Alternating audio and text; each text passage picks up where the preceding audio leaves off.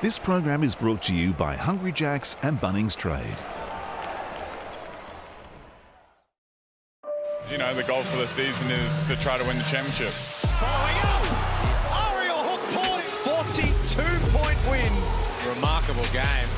Huge win for Melbourne. Golding from deep comes up with a good. It's like Steph Curry, bro. I never played with somebody like that before, so I'm just shocked. Like, it's amazing. Melbourne United have stormed away to victory here. It's just fun to be playing again. Wow. It was just no excuses anymore. We're rolling right now, so it feels good to just get a big one on the road. And United in full form on Boxing Day. They are starting to really click into gear in the Hungry Jacks NBL. Broken the press. The defending champions prevail 76-72 in a really entertaining game at My State Bank Arena. Just try stopping that. That's tough. That's just all class. That's world-class shooting ability. 5 consecutive wins. The defending champions are really starting to build something here in the Hungry Jacks NBL. This is a game where we learn a lot about both teams. Give him the ball, man. Here he is, looking for 5. Oh! United take care of it. A 6-game winning streak. The hottest team in the Hungry Jacks NBL right now. Oh, my goodness. Yo, listen. This man is out here playing pickup. Another big win. That's 7 in a row. This is some sort of winning streak that they are putting together.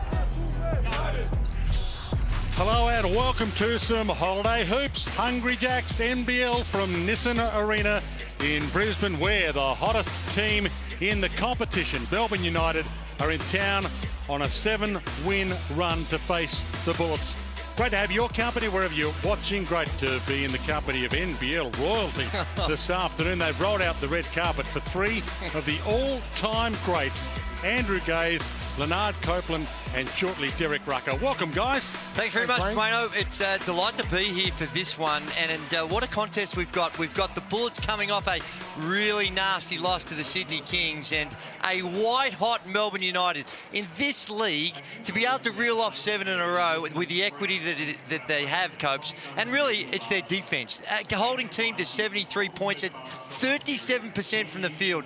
That's fantastic. It is their defense. With Drewy, when you've won 7 games in a row, you walk with a bit of swagger. Oh, yes. And let me tell you something. If Goulding gets going early, Brisbane in trouble. He's got swagger when he walks to the bathroom. He's got swagger when he walks to bed. He's got swagger when he's 0-7. Bullets without one of their main men as we have a look at the DoorDash starting 5. Hungry, fire up. DoorDash and order your game day essentials now. It is, and it's not just the fact of the loss of Harrison, which is going to be a big loss, averaging about 7 and 8 throughout the course of the season. But you see Dremick, who's been starting all the games. In fact, I believe he started the last 24 games in a row. He's out with a suspected tweak or some sort of injury as well. And Tanner Krebs comes into the starting lineup. So it's a different look for the Bullets against this big one. Also joining us, NBL MVP, one of the big stars of our show this season, Derek Rucker, downstairs. And welcome, Derek. You've been pretty buoyant about Brisbane's chances this season.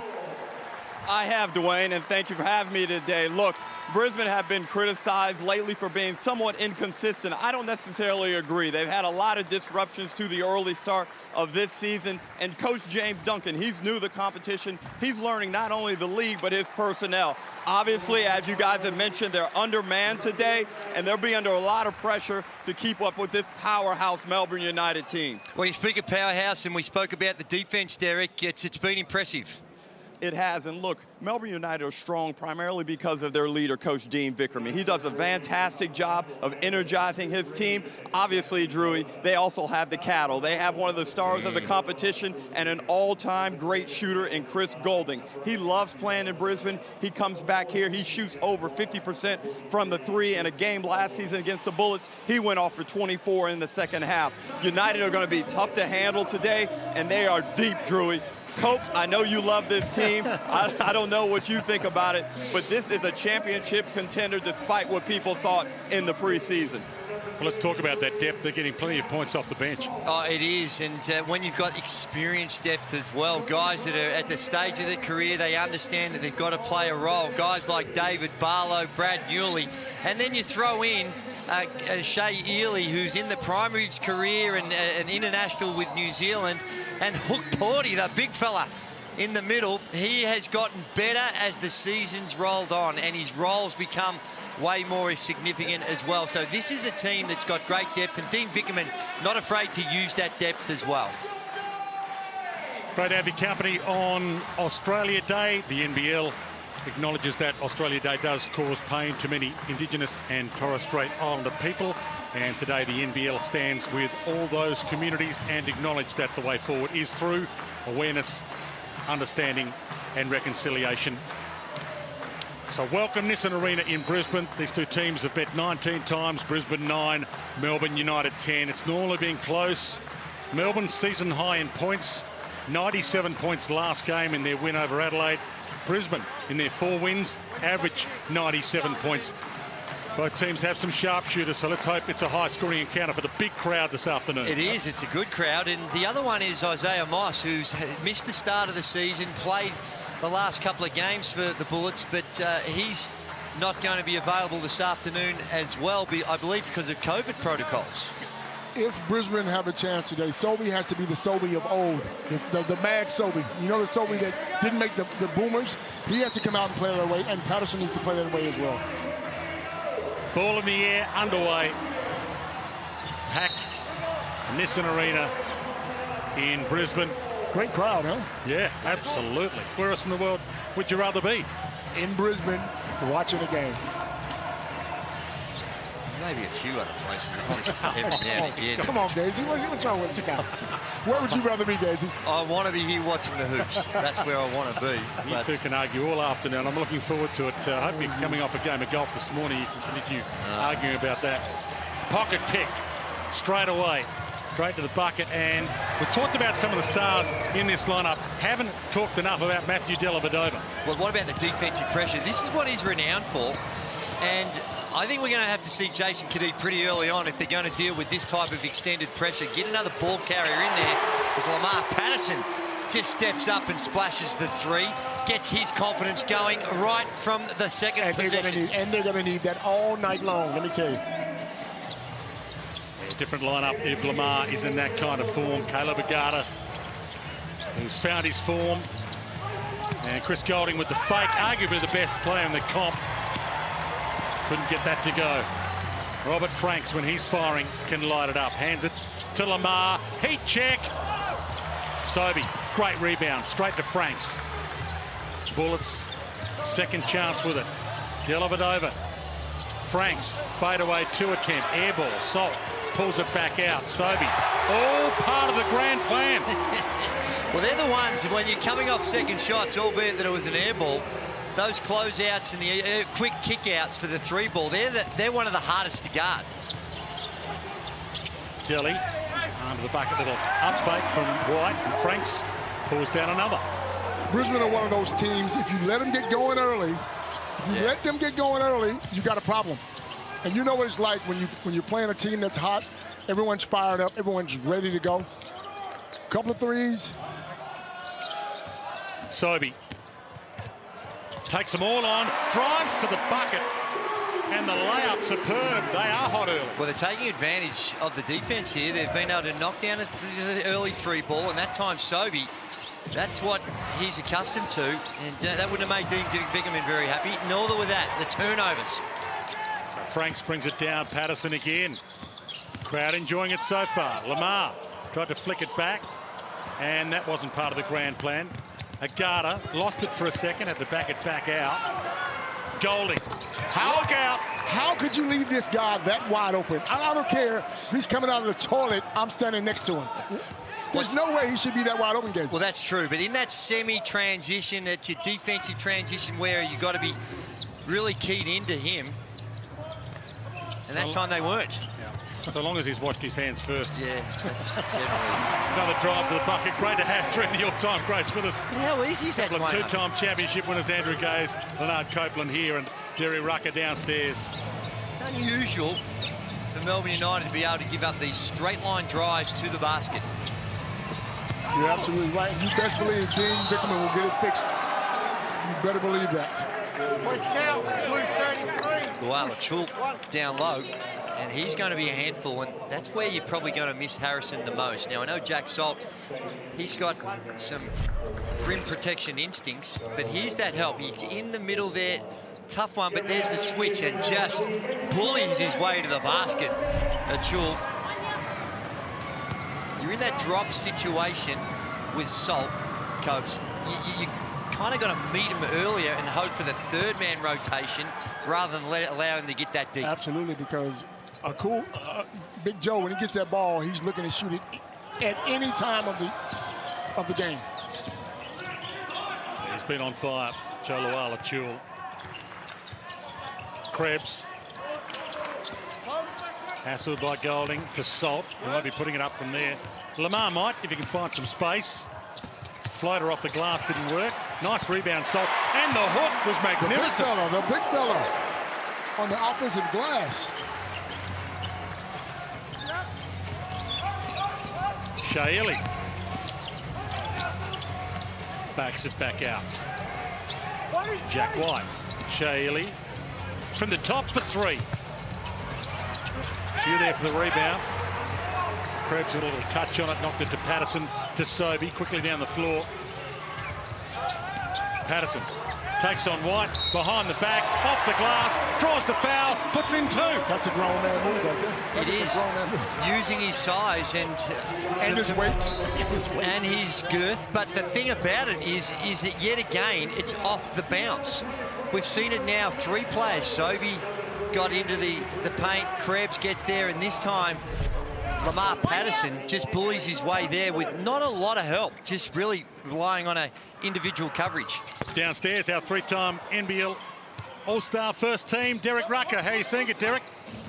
It's all good down here. Now, Brisbane's off to a great start, hitting the lane with the dribble. And one of the things right now where they have an advantage when they have the ball is JLA is playing so softly off of Salt that they always have a pressure relief, Brisbane do, through Salt. All they got to do is go get the ball to him and then go get it off him, and then they're able to create avenues to the lane off the bounce. So that's something to look at as this first quarter goes along. You're spot on, Derek. And what happens when they run that kick out and JL's so far off him, JLA, the dribble handoff, you're coming off that, and the slightest bit of contact, the help's not going to be there, and they're able to get a head of steam up in order to get to the basket. It just, I don't know what's going on here. If I'm coaching against Goulding, I'm not leaving him. Sobey gets it back, puts up his own rainbow attempt. Good to see Drimick out there. There was a bit of concern about his fitness. Kadee, well, there's still maybe a concern about his fitness. He left that behind. Wow. The brick, Salt the rebound. Is it easy? Is it fair to say Brisbane are killing them on the boards? Well, that's what's happened, and Noel Achul is dragged right out. And look at the lineup there. That's where White has got to do a better job, and they need more bodies in there, but just good aggressive attack on the boards by Brisbane. That is 9, make it 10 rebounds to 1. That's a problem. That's a problem. That's dominating the glass, Coach. That's what it's referred to. Sobey put it in. He's counted the basket. He has. They've given him the continuation. Wow. Foul is on White, 43. Got the ball in the act of shooting. One snap, basket baseline. Chris is coming up with double screen here. Someone has to step up. You know the ball's going to Chris. You can't give it. I mean, although Sobey did his best, there has to be a bump there. You can't just let him roll off the screen and get wide open. He's too good of a shooter. I think like Sobey on that, you're right. He did go hard, but you've got to lock and trail on that. He went under the first one, tried to get over the second, or vice versa. I can't remember, but you really just got to lock in and stay on his hip. Because like you say, Copes, if he sees daylight, it's going to go up.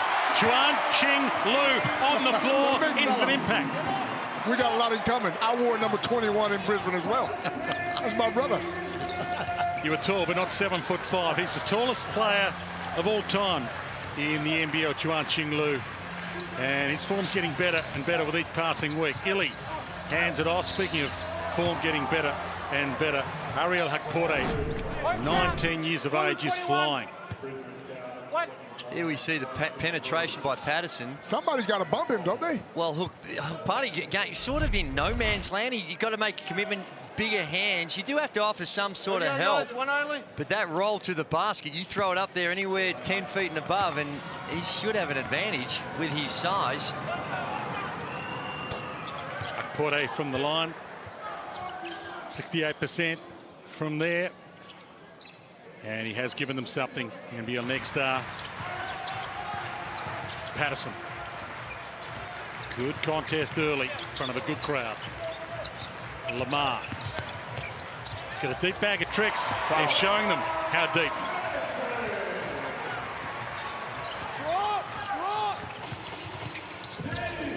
Golding. Rims out. And one that hasn't dropped for Chris, but it'll push under the bucket. White 15, push on the rebound.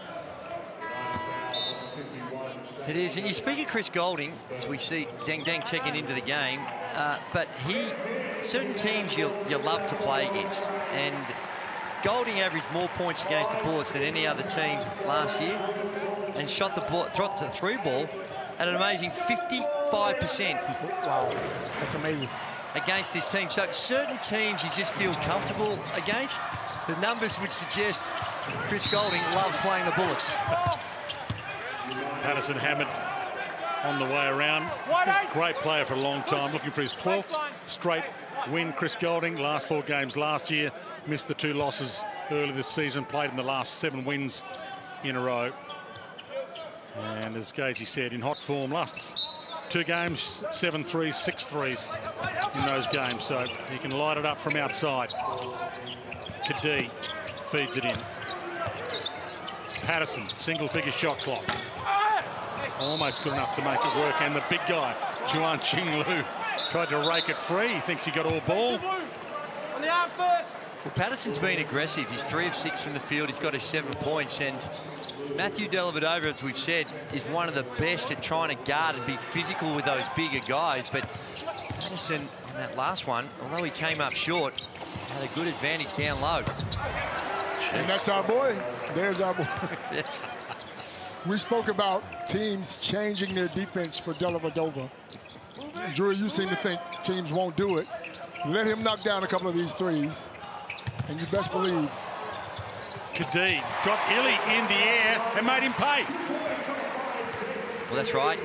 He's Kadee, that experience, and like I said, I like the fact that when Kadee's in this lineup, he just gives him that little steady hand. Another ball carrier, good distributor, high basketball IQ. Very experienced, yes. Billy threw it up for Huck Porte. Went on the same page there. Patterson almost had his pocket picked by Delhi.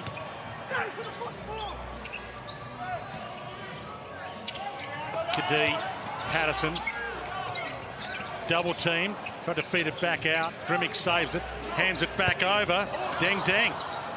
Well, he passed up one he probably should have taken. Absolutely. Talk, and then you heard some of the comments from the bench about advising me you should shoot it, and that time probably the second one is one that he shouldn't have taken. On the rebound for the Bullets, dominating. Deng Deng elects not to again. Patterson thinking his way through it, gets the screen from tallest guy that's ever played. And it's Melbourne United ball, Derek Rucker. And guys, I think right now Melbourne United are very lucky just to be only down 7 points. With the turnovers, it's allowing Brisbane just to not really fully take advantage of what's going on out there on the floor. And they've got a mismatch big time with Patterson. He's catching that ball in the mid-post area, guys. And I don't know who Melbourne United can throw at him. Maybe they try Barlow later in the game, but I don't think Dellavedova is a good matchup on Patterson in the block there. You would know a lot about that, Derek, wouldn't you? Oh my God! Small guy being on that box. I know you experienced that when we played. Here we go, Zombie time! I've been waiting on that all day, Derek. Absolutely. That was common for Coach. Just he coached more. We might have his trouble guarding Derek down the other end, but putting him on the box. There's a bit of NBL history made. A guy wrapping himself up whilst calling a bucket for Nathan Sobey. Hasn't been done before, surely. Well done, Derek. Well, I reckon Derek's thankful that Sobey did get the breakaway 2-inch slam, because Coach had a little bit more I think he wanted to put on that. Oh, there's plenty, Gazy. There's plenty in the pocket, pal. Don't worry about that. This is fun to watch now if you're a Bullets fan. Derek Rucker has been confident about the Bullets' chances all season, and they're showing why he's been so confident so far. Dwayne, they've been giving up 73 points only in those 7 wins. Already, Brisbane have got 28. So this is an outstanding offensive quarter for Brisbane Bullets, particularly on the back of what they dished up on Sunday against Sydney. They've come out all guns blazing. Yeah, another rebound as well for the Bullets. Franks, who can fill it up from deep. Step back 3, doesn't this time. And finally, Melbourne United get a defensive board. 36 seconds left to quarter time. 6 offensive rebounds. I can tell you right now, Dean Vickerman's not going to be happy. Well, and on top of that, like you mentioned, 13 to 5 in total. It's been a team that have bounced back well. Brisbane were poor in their last outing, and you're always curious to see how the team's going to respond. They've responded in every way possible that James Duncan would have hoped for. They nearly had a 2-for-1 on offer there, Melbourne United. They messed it up and flicked away at last second. Still a Bullets ball, but Robert Franks, when he gets going, look out. 7 NBA games for Orlando. He's got what it takes as well to get this job done. One of the best in the competition. Gee, that's surprised. I thought that was going to be a Brisbane ball. Maybe it came off Frank's weakness, tried to get it over the quick drop-off pass, a touch pass, and goes away of Melbourne United. But gee, James Duncan, he'd be wrapped. And as I expected, there's been a coach's challenge, because it did look like it came off Melbourne United. But early use, you've got to be confident if you use it early. You must have faith in your players, because that's what he'd be relying on. Well, every player thinks they... Come on, guys. Every player... What happens so... right. Are you kidding me? It happens so quick that it's really hard. So there's the little pass. Now, did Brad Newley... Did that touch Franks? Now, good luck trying to figure that one out. Brad Newley looks like he's got his hand in there. And when it's happened... Newley hit that, didn't he? Yeah, Newley hit that. You two were always honest when you claimed you didn't touch it, or you touch it? No, not a chance. No, of course not. But, you know, in a very sportsmanlike way, that's off Newley, isn't it? Yeah. To me, that looked pretty clear. But been wrong many times before. I guess in that super duper slow-mo, maybe there's a little papa with the ball hitting Newley. What'd you get there, guys? A little papa. A little, what the hell do you call it? Yeah, bang, bang play. Bang, bang. That's it, where it might have just come off them both. Papa and bang, bang. Oh. You have to tug Gazy's coat a couple of times, Lenard, when he was coaching, just to tell him to hold back on the... Mate, you don't understand the job I had as an assistant coach trying to coach with this guy. That is not true. The coach's challenge is successful. Yes. The call on the floor is overturned. It will be blue ball off Newley. Brisbane will retain their coach's challenge and their timeout. It's been a little confusing with some of the replays and decisions that are made, but overall, I really like the coach's challenge. I spoke to Simon Mitchell earlier today. He's not a fan. He doesn't like it? No, doesn't think. I think most of the times it provides the outcome that is fair. The correct outcome. Yeah. Southeast Melbourne Phoenix coach watching this game. They've got Brisbane as their next game. Dean Vickerman downstairs watching this with 25 seconds left. So a little shot clock, game clock differential. But the Bullets can essentially use it. And if they get one late, use it last. Sobey weaves his way through them and rejected. Joe Luala-Chul says no. Still alive for the rebound. 4 left. Quick shot on offer now for Melbourne United. And nearly banked in for 3. Wow. That would have been a fantastic finish to an awesome first quarter. The hottest team in the NBL, Melbourne United, as we see this magnificent block from JLA, Joe Luala-Chul. That was a smack. Give me that. Give me this. Look, give it to me. Hottest team in the NBL, Melbourne United, on the ropes away from home early, down 28-17.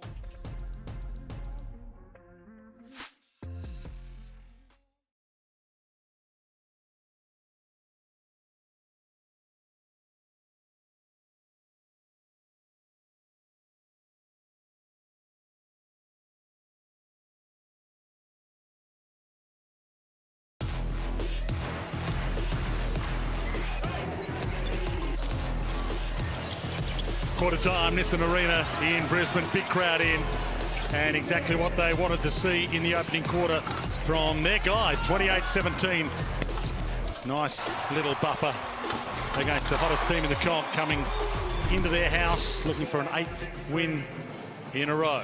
I can tell you this, if they don't box out and get control of these rebounds, then they're going to be in trouble. Well, love it over. Sorry, guys. No, I was just going to say that Melbourne United will look at this, and it's a tough shot by Chris Golding. They're only shooting it at 33%. Wow.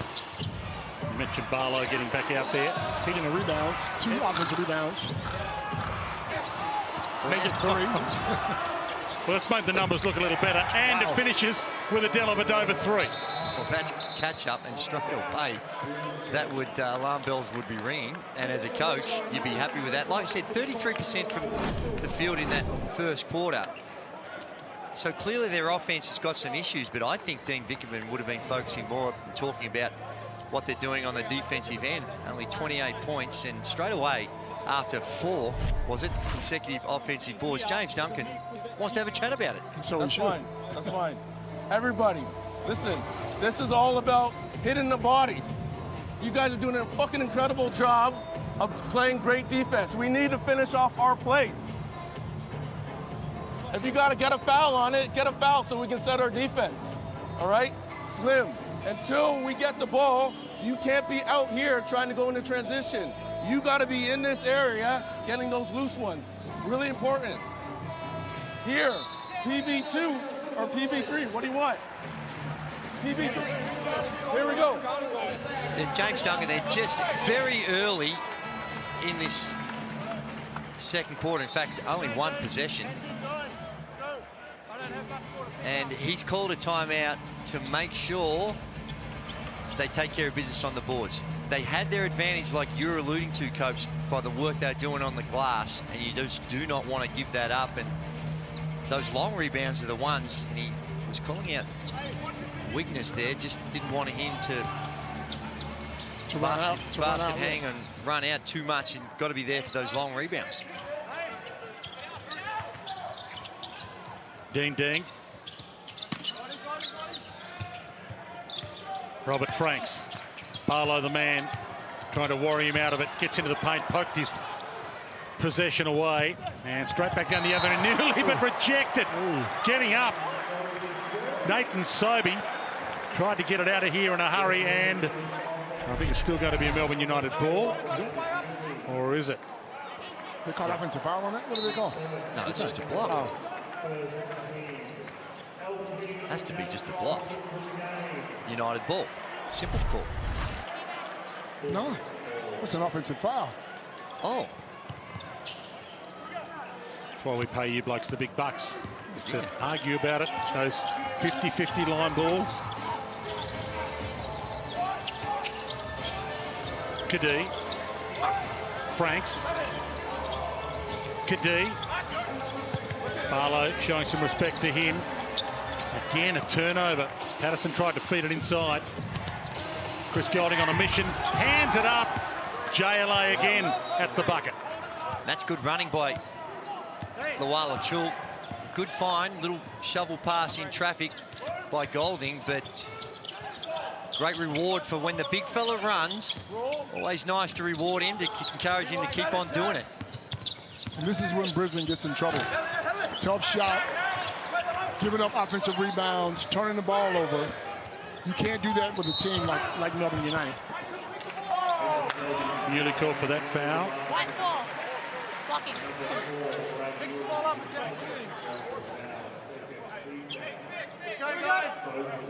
Derek Rucker. And in that first quarter time break, James Duncan really pointed out to the guys, he wanted them to get back to their identity. He was saying, this is the second quarter, time for us to do our thing. Well, they haven't done their thing coming out of that huddle, and Nathan Sobey's trying to get them back on track. I think Lamar Patterson's got to make better decisions like he did in the first quarter, because you see they're really trying to pump it down there into him. And on the other end, they've got to get a hand on Chris Golding. United are getting a lot of good looks from the three, and eventually they're going to really start draining some of those and make this a game. Well, they are, and in fact, they've been let off the hook a couple of times with some of these shots.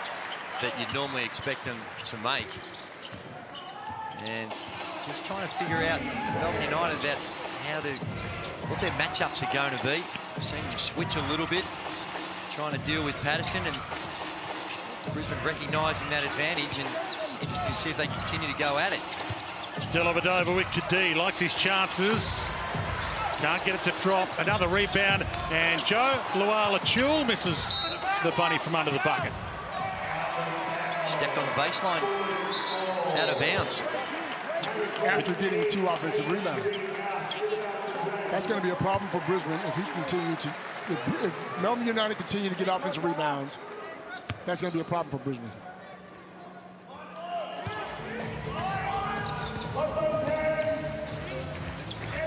Tanner Krebs brings it down the floor. Franks.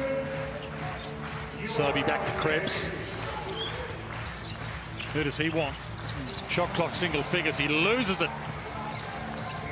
Luala-Chul, Newley, Barlow. Creep it a little closer here, Melbourne United. Golding feeds it in. Poked away from Luala-Chul. Brisbane get the stop. One side. Sobey lets it fly from way outside. Pretty simple walk-up. Going underneath on Sobey. That's not advisable. And he makes them pay. Have a look at this. We're coming down here. Goulding underneath Salt. Gives him that space, pulls the trigger.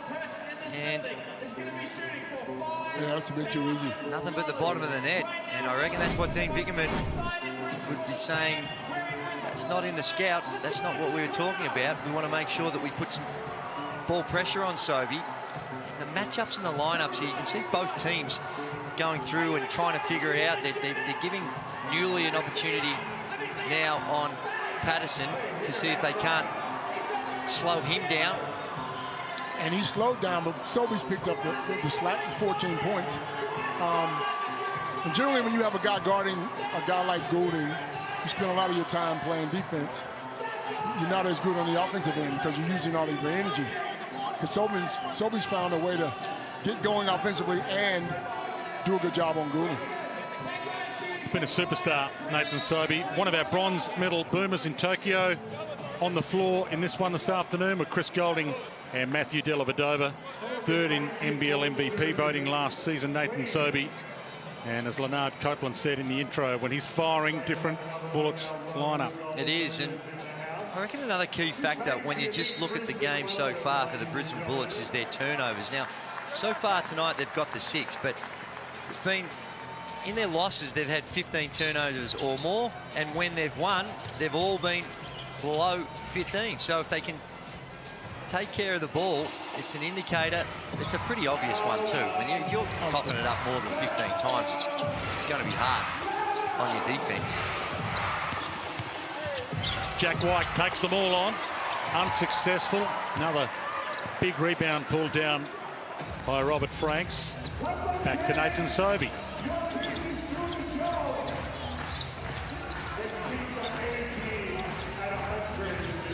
Wait for him to go and get it back. Hands it up. Franks steps his way in. Rejected. Jack White getting in his grill. 5 left. Shot clock. Crowd screaming. Dave got the ball first and then you ripped it off. That should be a reset. Okay, Dave so got the ball first. Should be a reset to 24. I like Franks. Dave got it first and he He's a good stole player. it. He's a great player. You know who doesn't get enough credit is a Sam McKinnon. You know why? He's brought in Franks this year. He brought in Law last year and Patterson the year before. That's 3 quality imports. Yes, that's spot on. Well done, Sammy Mack. Bit of love for another of the all-time greats. Patterson gets inside, rejected by Joe Luala-Chul again. Goulding straight back up them. Tough attempt. Salt rubs a little bit of that into the wound. Gave it to Sobey after getting the rebound. Gives a screen. Hard screen as well. Sobey fouled on the way to the bucket. No, it's going to be on Jack Salt. Okay. He should have got the first call. Well, the first foul. Okay, you're still pushing. Blue 33. This is really good, smart play by Matthew Dellavedova. He was beat, but He got in front of Salt, and Salt just ran him over. Maybe a little bit of mayo by Matty Dellavedova. Here you see Dellavedova goes under, knows there's the switch, and he got pushed. That's a good call. Yeah, Jack Salt, 208 centimetres, 117 kilo. He sold it, though. He sold it. A little.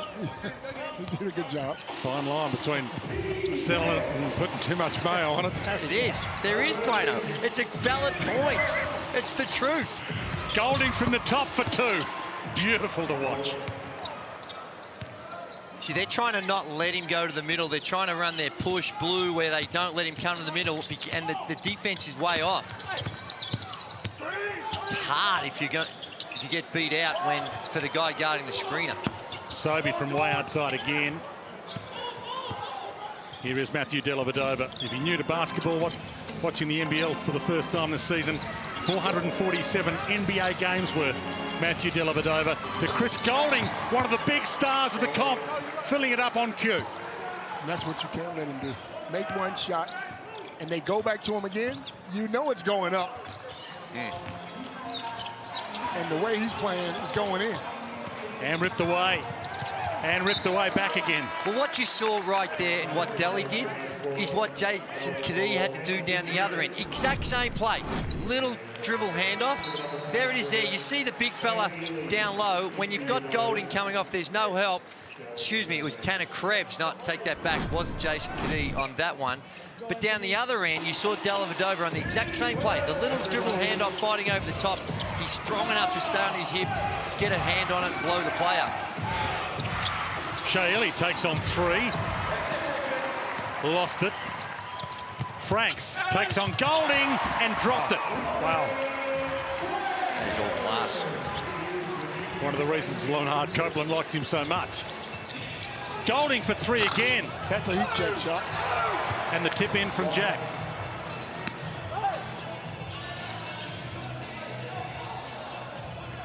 Melbourne has done a good job to get back in this game, though. Well, they're only shooting at 36% from the field. Rebound big here, and tallest player in the comp was under it, but it didn't fall his way.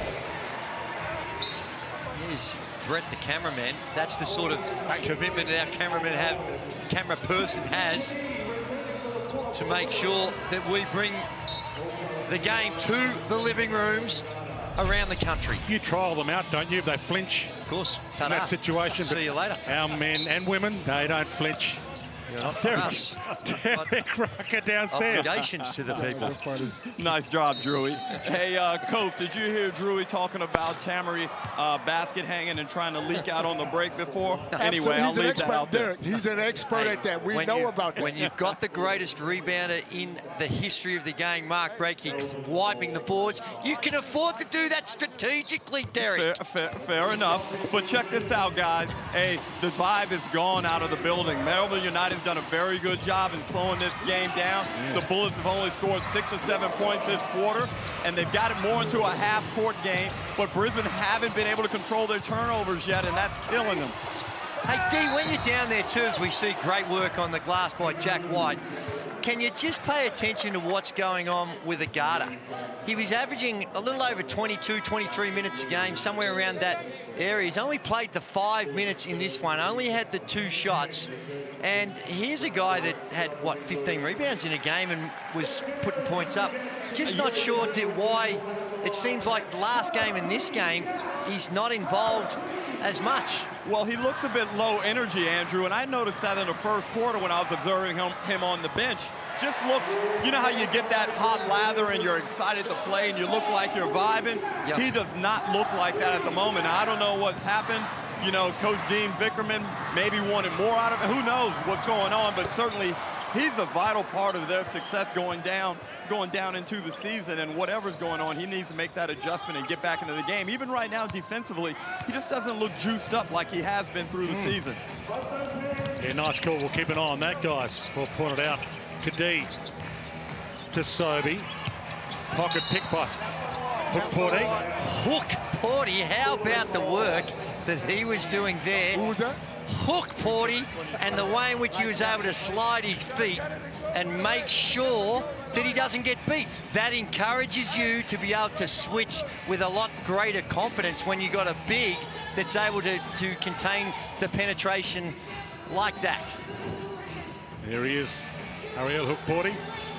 Born and raised in Germany, mother from Togo raised him. He was a soccer player as a kid in Germany, but he was 6 foot at the age of 9. So someone said, hey, if you tried basketball, 6 foot as a 9-year-old. One of the most athletic guys in the league, Joel. He will dunk it on you, let me tell you. Sobey lets it fly. And there's another athletic guy, Jack White. Yeah, pulls it down, straight back down the floor. Coast to coast from Jack White. Said this week that he would have loved to have suited up for the Boomers squad in the qualification games. Would have been the perfect fit for them. On NBL duty, so can't do it, but it's been a good pick-up, captain at Duke. I love his energy. I love his energy. I mean, he's one of those guys that just does all the little things. Doesn't look for the ball, will go to the offensive glass, plays defense, takes charges. You need guys like that. Ward Giddey with hops, I call it. And without disclosing anything, because this is a positive thing, Jack White holds his teammates accountable. Whether you're a development player or one of the stars, he is more than happy to let people know when they're not holding up their end of the bargain in training. And you've got to respect that he doesn't discriminate who he holds accountable. Have you witnessed that, Daisy? You talk like you know something we don't know. You don't know, and I do know. And I'm telling you and sharing you, it's compliments to him. Absolutely. When you've come through a program like the University of Duke, and you have that leadership that Mike Krzyzewski, and there's... Oh, hang on. Now, that's one way to get your butt on the bench. You never leave the coach hanging. The head coach.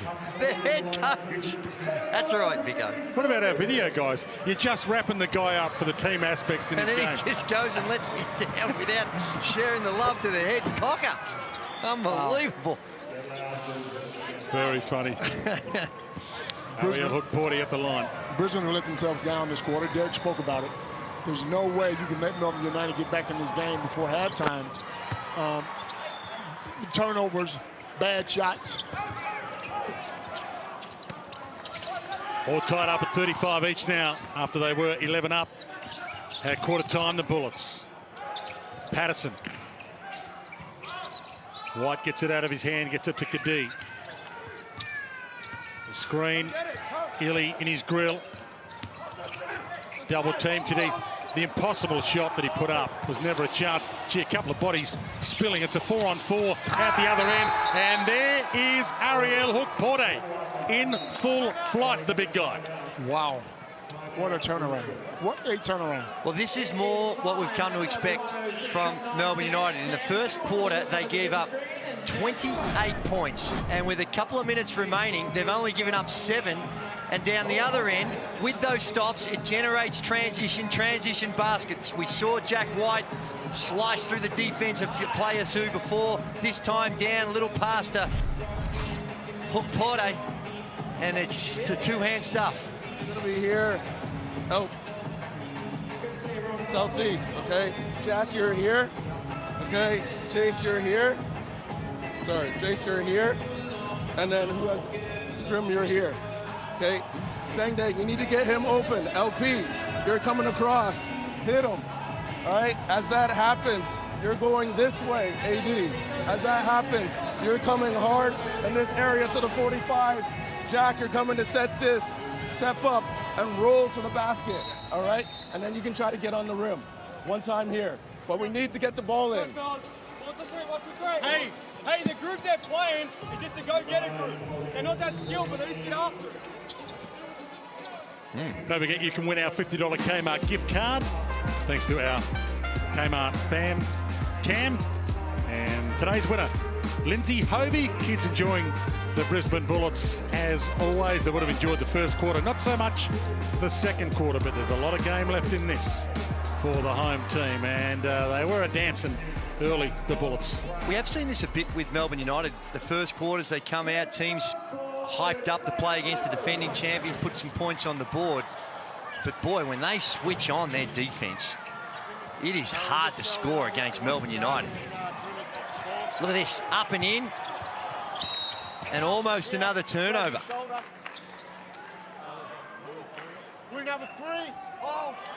Derek Fisher.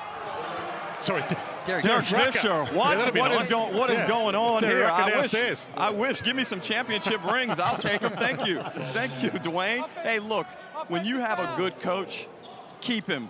Memo to NBL clubs. Dean Vickerman is a legendary coach. His ability to read the game, his ability to read a season and understand exactly what his team needs. And that timeout, he was so composed, almost as if he knew this comeback was coming. Full credit to him, and his team is really in the ascendancy now. And they've got Brisbane on the back foot.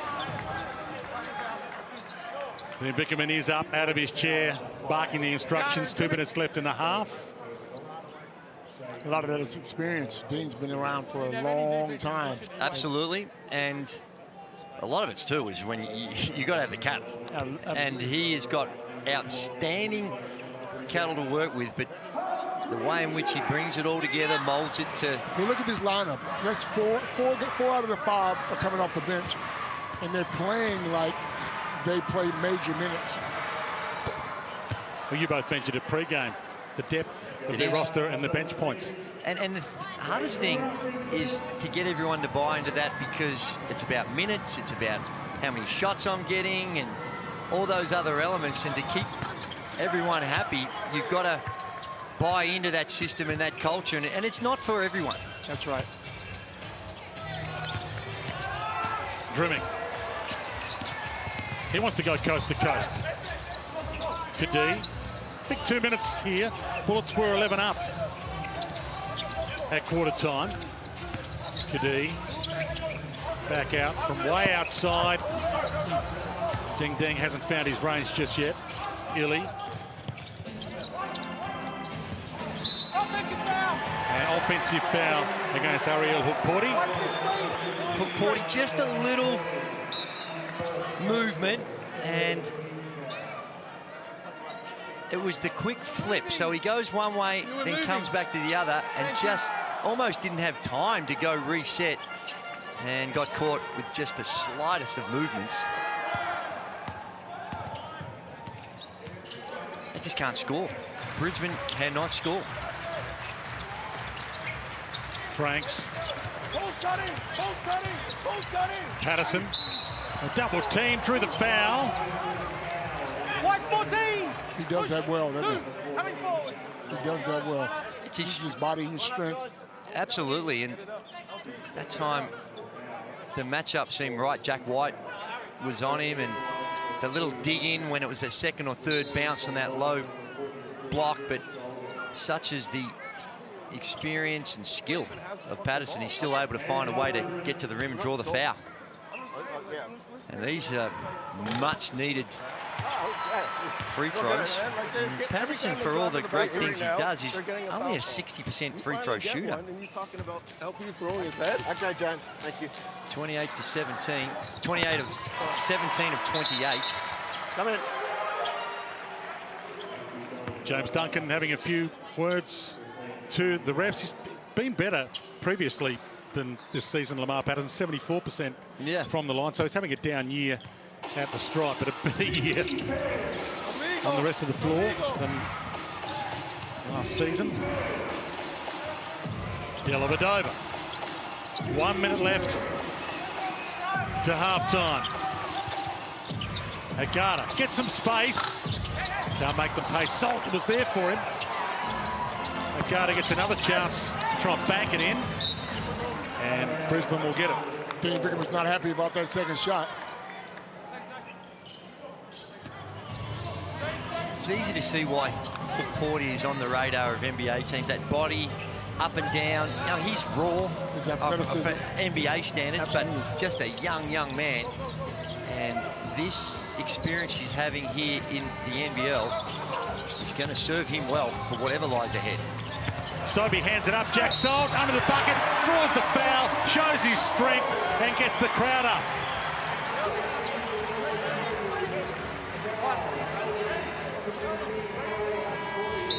Just a simple on ball, Hookporty low, And a good feed.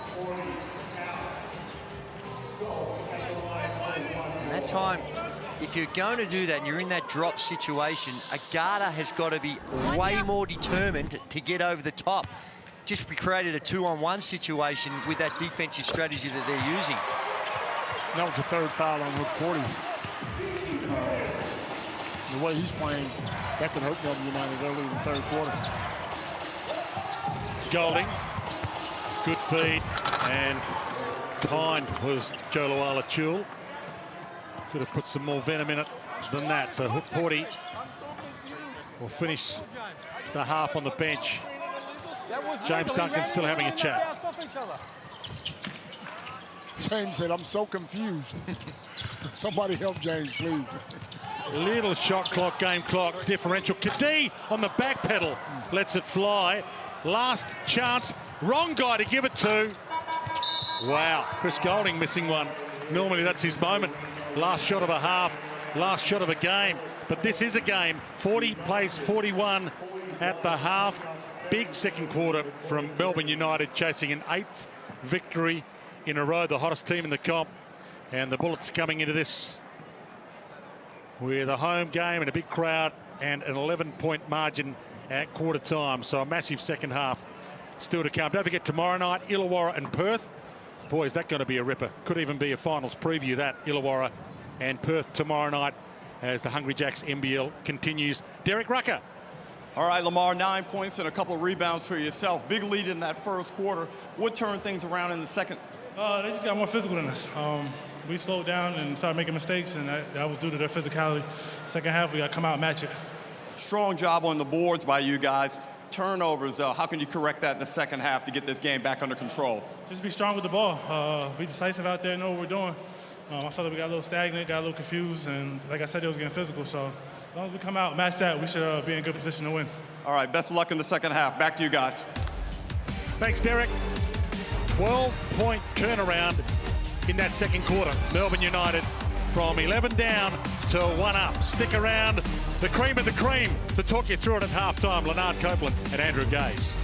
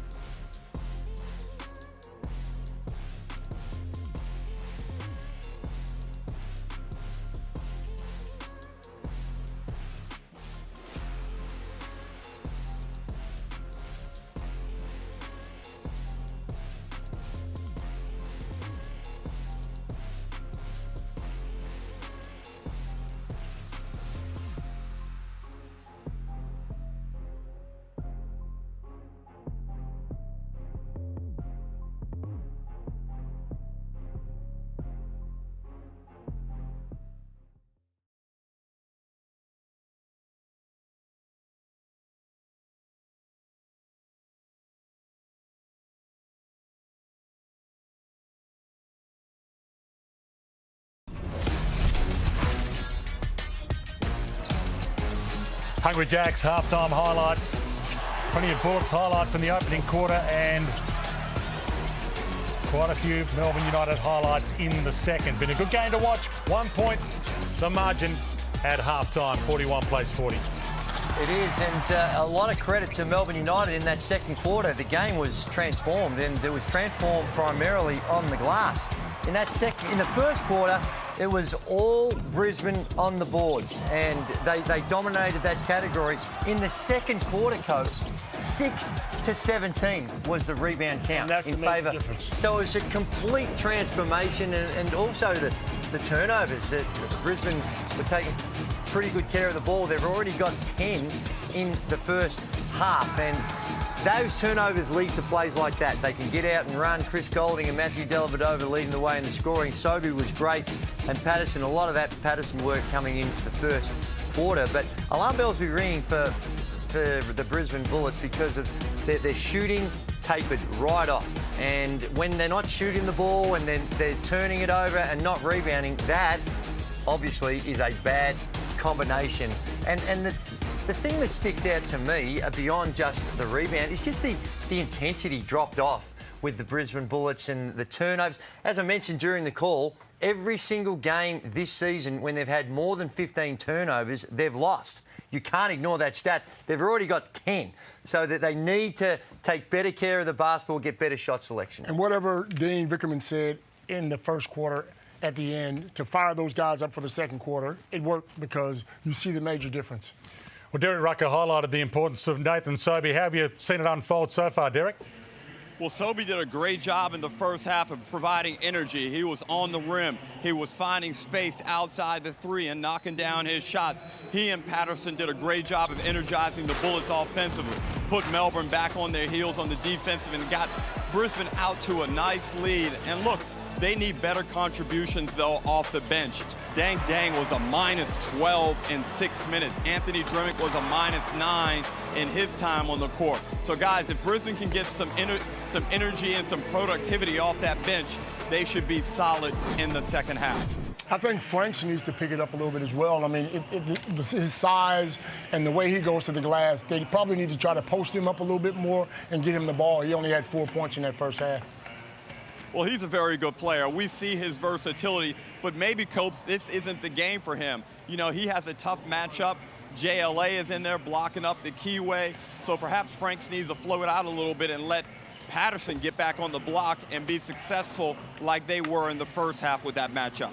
And down the other end of the floor, Melbourne United, you look at what they're doing, and we speak a lot about Chris Golding because he's one of the most influential players in the competition, and he was able to get things going. And, in fact, missed a couple that you'd normally expect him to make too. So they're living dangerously in the way in which they're handling Chris Golding.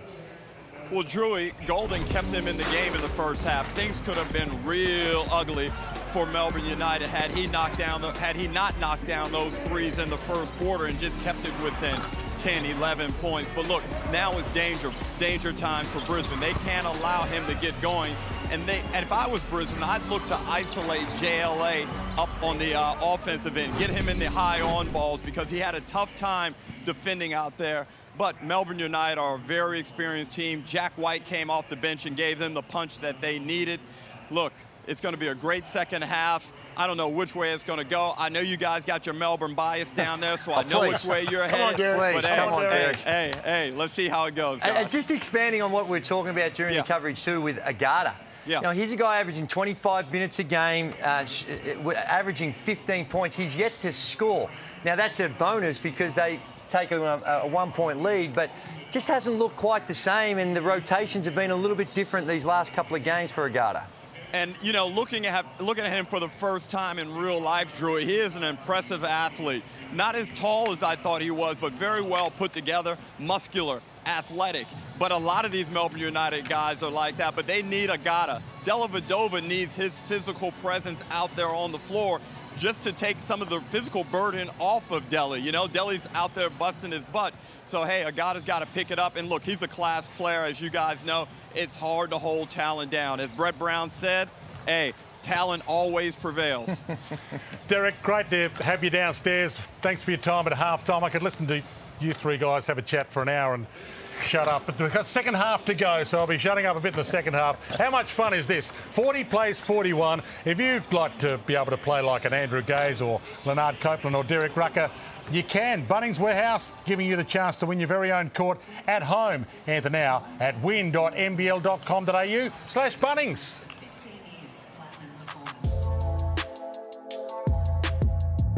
I was out there every day, so I think if I had a full court, you wouldn't get me inside. Most of the games I played on the lower hoop, just to show my supreme athleticism. I only worked on shooting, which is why that's really all I can do. When you're 8 years old or 10 years old, it's the best thing in the world. I had a basketball hoop and a little trampoline. I used to play back there for hours with my brother and get beat up a lot, but it was a lot of fun in the meantime. I hope that one day when I grow up, I'll be able to give my kids a court at home as well. That's where I lost a lot of games to my brother at. It started at this height, and every year I got older, it moved higher and higher until I got to 10 foot, and I'm doing the same with my kids back at home. My dad built one, so I had a little bit of like a half court going on, and that made my life the best, so I could never complain as a kid. And that was kind of like our sanctuary, our getaway from everything.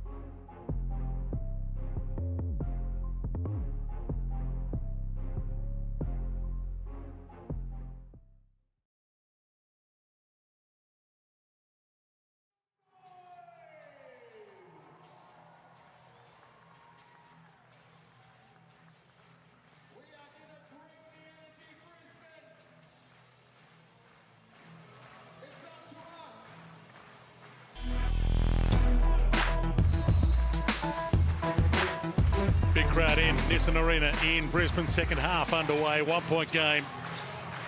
And the Bullets have been good here at home this season. Won 3 of their home games this season, and they need a hot start. A lot of responsibility for Tanner Krebs and co out there as the starting group to start this second half as they let the momentum slip in the second quarter. Back in front now, the Bullets. Dellavedova, Golding, steps up for three. Missed it. Sobey lost the handle on it and let it float by. And he'll be angry with that because Caleb Agata, one guy they don't want to let get out into form. It is. And here's the thing. We spoke before the game about the depth of Melbourne United. And if you look at the plus minuses at half-time, Joe Luala-Chul was -1, Agata was -2, Dellavedova -3, Goulding -6. So a big chunk of their starters actually got a negative. And do you really read much into that though, Gazy? Well, you're right, it can be overstated, but you can't ignore it when it's there. I think what it does demonstrate is that their bench can come on and really pick up any slack. Peakling comes on, and when he's on the floor, they're +6, and Barlow +5, and Hook Porty, White +5, and Hook Porty. You know, you can't ignore those. And you're right, it can be a little misleading and can take the context out of it. But when you add all those up together, it does speak on the point that we highlighted before the start of the game. This is an extraordinarily deep team. Absolutely. You're not completely sold on the value of the plus minus, Bernard? Not really. Not really. I mean, no, it's true. I agree with you. Yeah. There is some merit in it. A little bit, but as a coach, if a guy's giving you his best, then you roll with him, you know? It can be you individually going out on the floor and doing great, but your teammates have got 4 turnovers and everything. Just that you individually have done well. But when you look at it across a number of categories and factors, then it can be significant. Big rebound. God, how did he find that? And Dellavedova makes them pay full price. And Dwayne, I've spoken about this, and I'm speaking about it again. Speak on it, Copes. Listen to me. If Delly keeps shooting the ball the way he's shooting it, coaches will have to change their defense. Well, he's a perfect 3 of 3 from the three-point line this afternoon. And they're persisting with him on Patterson. And when we saw what happened in the first half, a little ISO ball for Patterson, put him on the box, and it... Mouse in the house. It seemed like advantage. Patterson, maybe we need to talk to Derek about how it feels like to be, because we can't relate to that. There's Delly. And look at his hand. He leaves his hand up like he knows it's going in. Coaches are going to have to change their defense on Delly now. Not going under. We got to go over on Delly. Drew's not sold. On this one, yes. Certainly when he's 3 of 3, that'll make you think about it. One of the Australian greats, Matthew Dellavedova, mentioned 447 NBA games, championship with Cleveland, played with some of the absolute superstars of world basketball, like LeBron James and co. Patterson with the inbound. Taking an eternity. Jeez. Wow. So Krebs stepped out and then took possession. Another great example of the defense Melbourne can play. Get up in the lanes, make an inbounds pass, which really should be simple, into something pretty tough. Agata, air ball. Hasn't quite been his afternoon. That's what they call ugly. Patterson steps in on Agata, flicked into the corner. That might work. Patterson does make it work. Wow. Not the conventional way, but he'll take it. Luck of the bounce on that one. Bounced his way. No one around him. Thinking about boxing him out, and just walked in for the easy 2. There's your man, Matthew Dellavedova. Not this time. Gee, the refs are getting an earful at the moment from the coaches. Patterson turns baseline and banks it. There it is. Just a little bit too big. There's a mouse in the house. And really just milk that. We saw it in the first half. Just keep going to it if you're the Brisbane Bullets and force them into an adjustment. Also, the way Delly's going on the offensive end helps take a little steam out of his legs as well for what he's doing on the offensive end. Tough fadeaway 2 attempt from Golding with the shot clock winding down. Franks to Patterson. Got a bit of a spark back, the Bullets.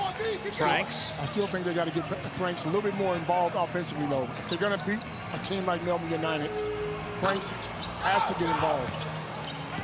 Yeah, even just run a set for him. Doesn't necessarily have to finish it, but just needs to feel like he's more involved, even if he's not going to shoot it, but he's just getting more touches and make sure that he doesn't start to feel a bit unloved and unwanted and take some bad shots. Derek Rucker.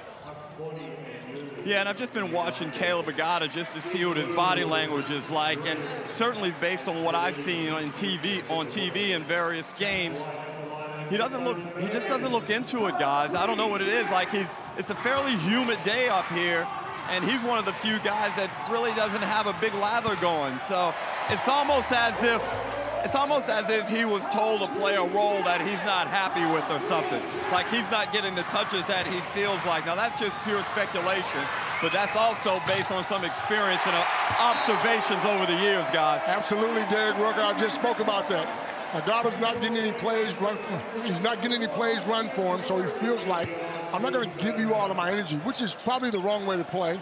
But if you run a play for him every now and again, he starts to feel a little bit more part of it, and he gets himself going. Kids are up and about. Free Hungry Jack's cheeseburger with the code BULLET for everyone in Queensland.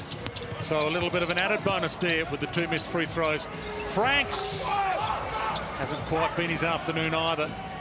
And the Agata story is he's 1 of 7 from the field, 0 of 5 from outside the three-point arc. Caleb Agata, just to give you the numbers to go with what Derek Rucker and Leonard Copeland, Andrew Gaze have been talking about. Trim called for that one. What's our standard? What's our standard? They're doing the same thing on ball. They're doing the same thing. James Duncan really concerned about the moving screens, on how in which the screener, in his view, is moving. Now, that was a good screen by Hook Porty. And allows Delhi to waltz in for the easy 2. It's ducked under the arm of Chuan Xinglu. Sobey. 48 apiece. Holiday Hoops showdown at Nissan Arena in Brisbane. Franks needs to find his range. Bam!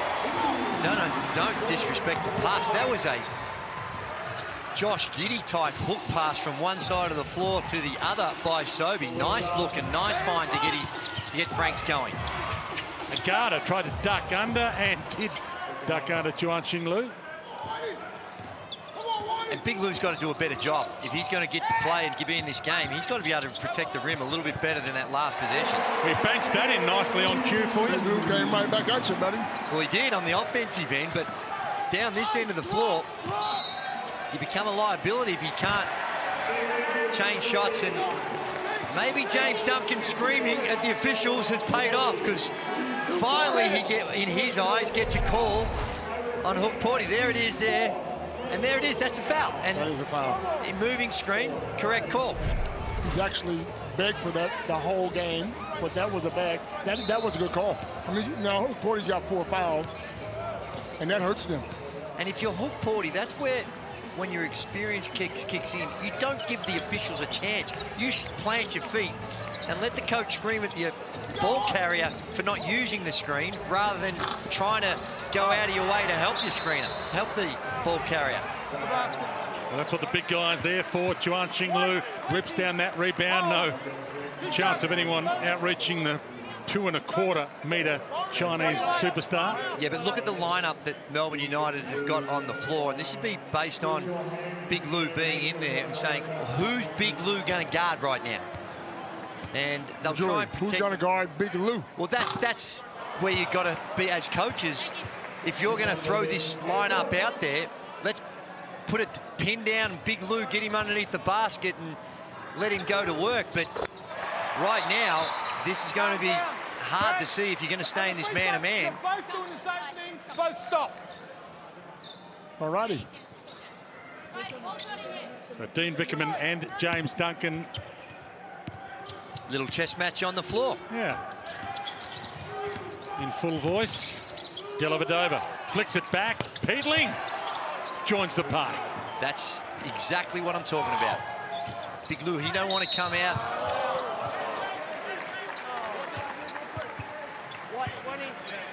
Foul called on Dave Barlow. Back to Derek.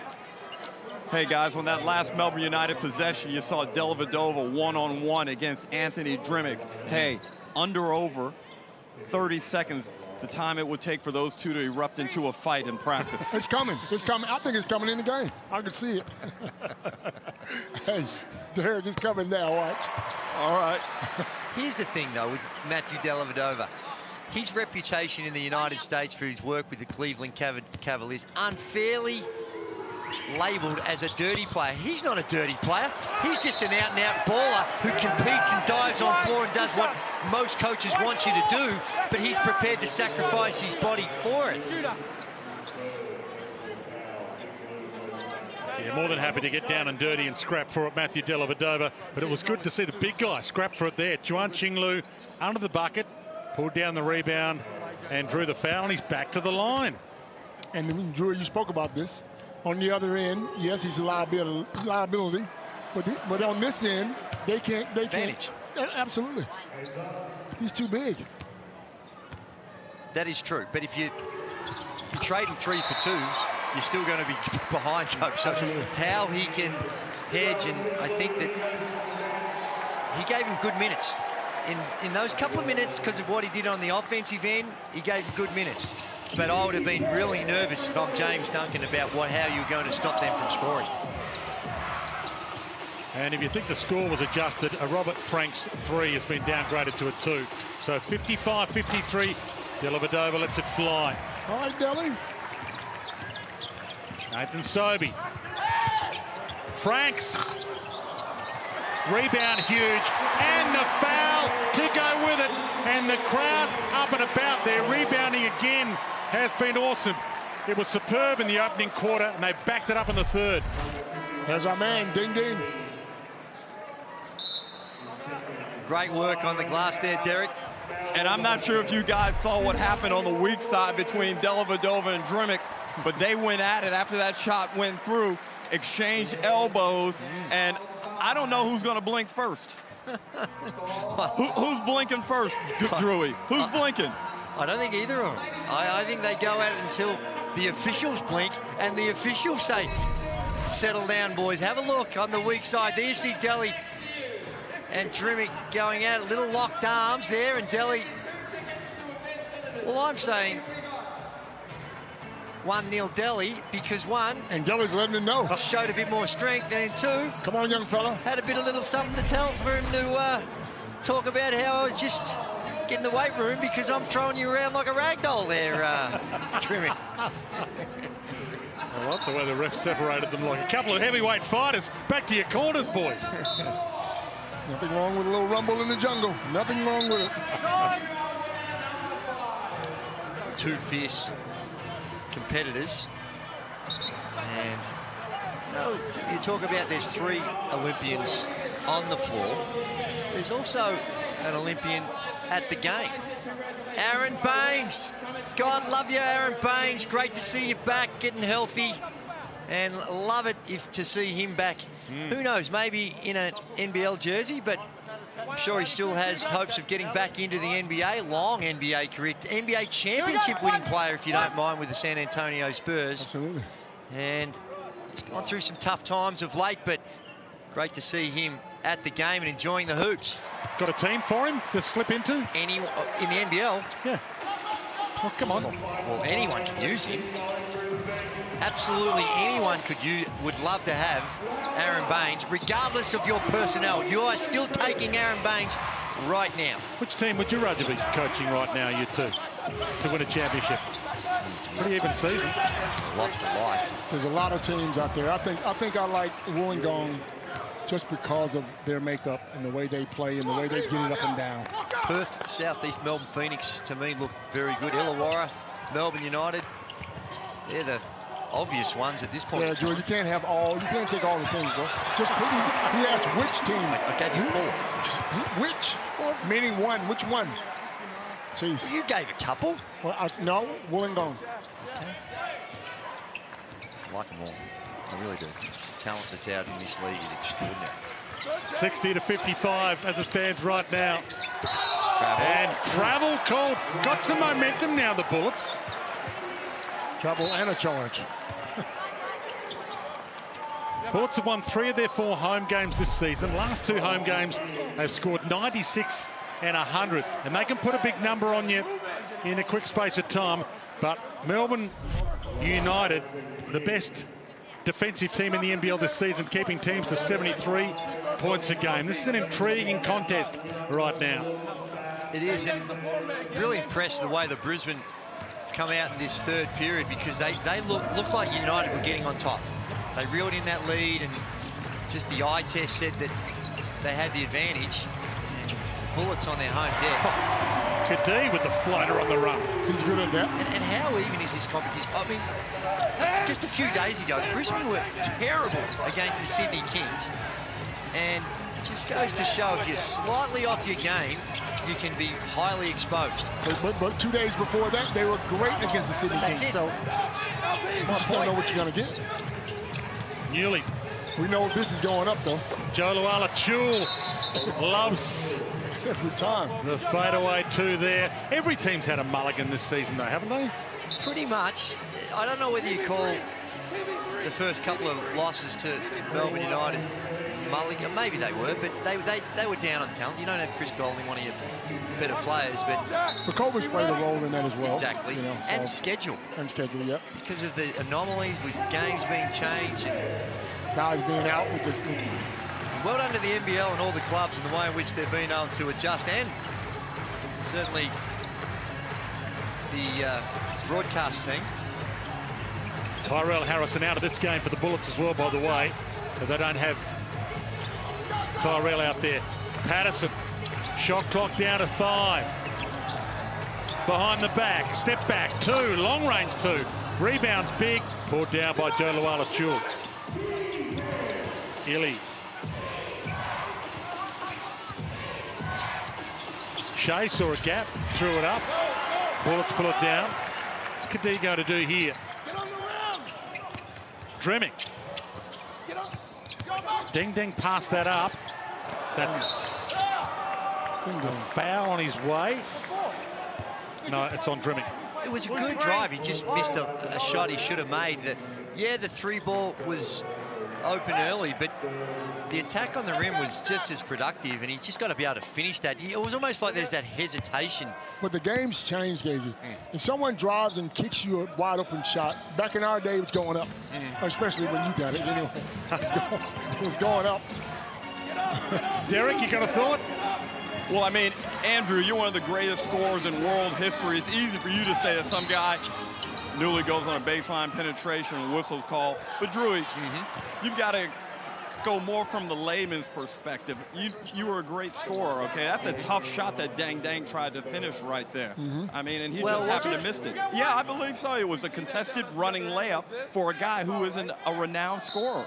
He is, but if his numbers across his career on the three-point line aren't spectacular. True.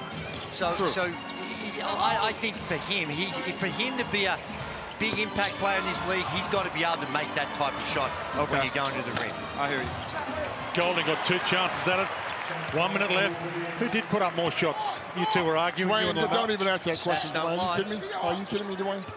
Copeland. Of course he did. Wow. Yes, no basket. No basket before. White 43. Patterson uses his body well. He really does. 2 shots bonus from us. And the control, the footwork. He's not going to beat you with explosive speed, but you just see he gets the defense off balance and uses his strength. So normally 74% career from here, but been a bit down this season. Puts the first in. Momentum and the lead back Brisbane's way. They did lead by 11 at quarter time. Melbourne led by 1 at the half. Both in. Inside a minute. It's a stupid foul. 27. Hits. Hold it.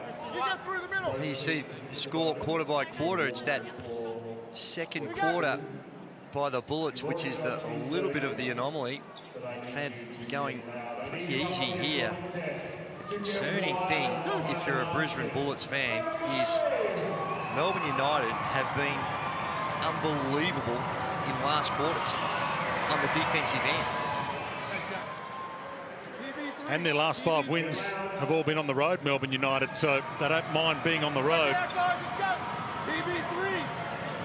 Ding Ding now 3 fouls, Salt 3 fouls, Drimmick 3 fouls for the Bullets, and just repeating, Ariel Hook-Porty 4 fouls for Melbourne United. Illy puts the second in.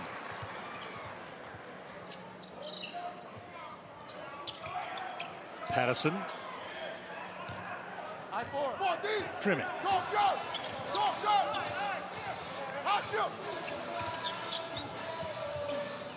Back to Patterson. Takes some time. Single figures now. Newley comes at him, puts up a tough one. Couldn't get it to go. Shea Illy. Melbourne United can pull a little closer here.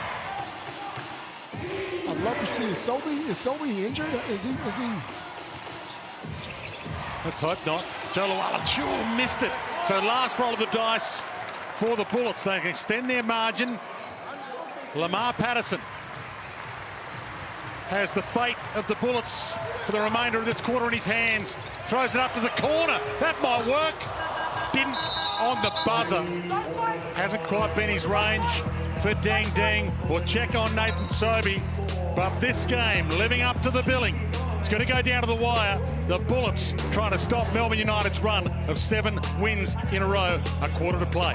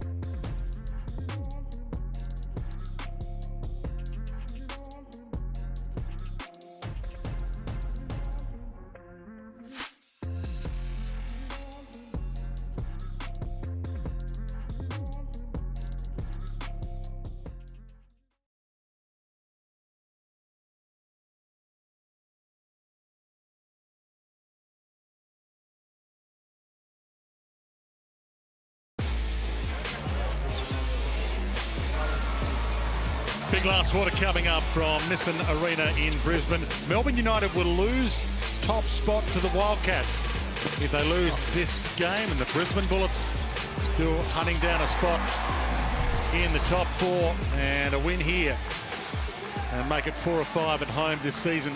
Going to go a long way to enhancing their chances of winning the championship. Yeah, I don't know if it's a good thing or a bad thing as Illy knocks down 3 to get things going.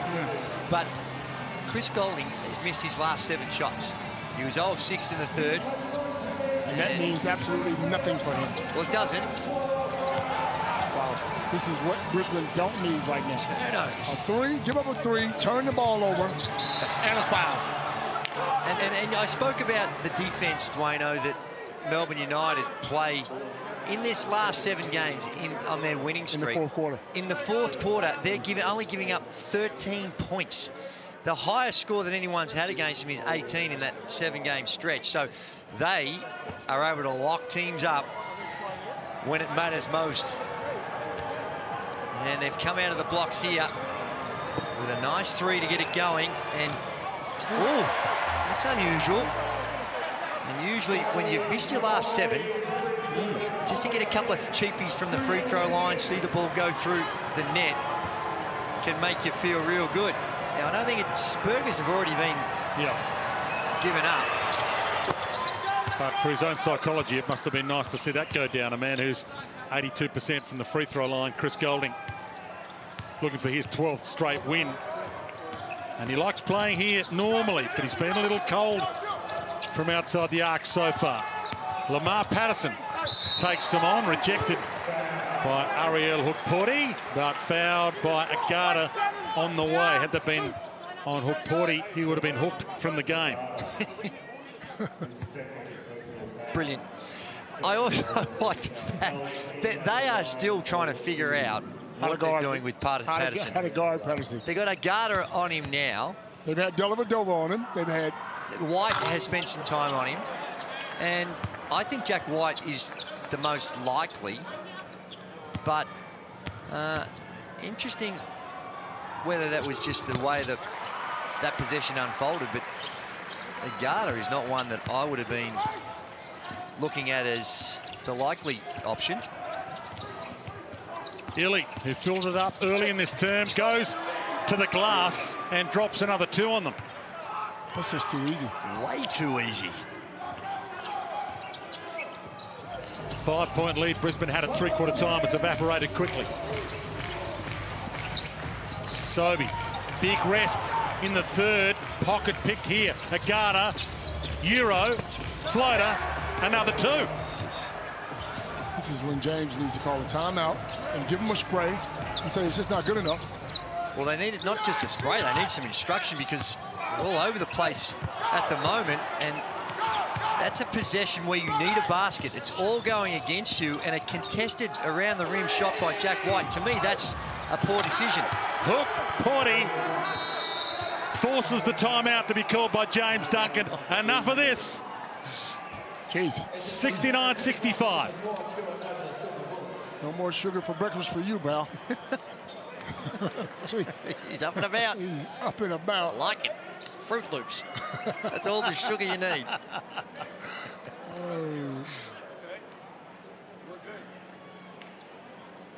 It's not going to happen on the first. Listen, it's not going to happen on the first on ball. It won't happen on the first on ball. Just get it first.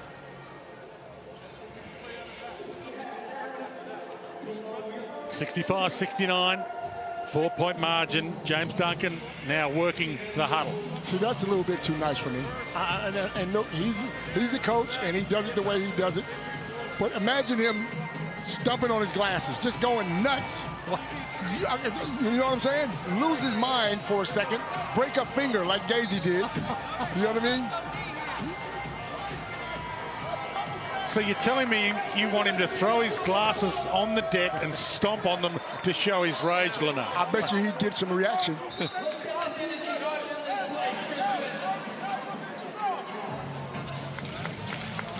So did you really break your finger, Gazy, in rage? I didn't break it, I dislocated it.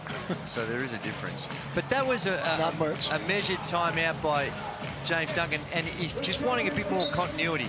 Concerned about just the terminal nature, the early on ball, and trying to make something of that first pass. To me, I think when you've got these moments tides against you, I think they need Jason Kadee on the floor here just to give him that direction and get him into some sets and be able to try to find a way to get their offense to function a little easier. But there's no urgency, Joey. Look, I mean, every pass is a bad pass, and then layup after layup after layup is not going to get it done. Well, they've had 3 turnovers. They're up to 14 turnovers for the game. We know 15's the number.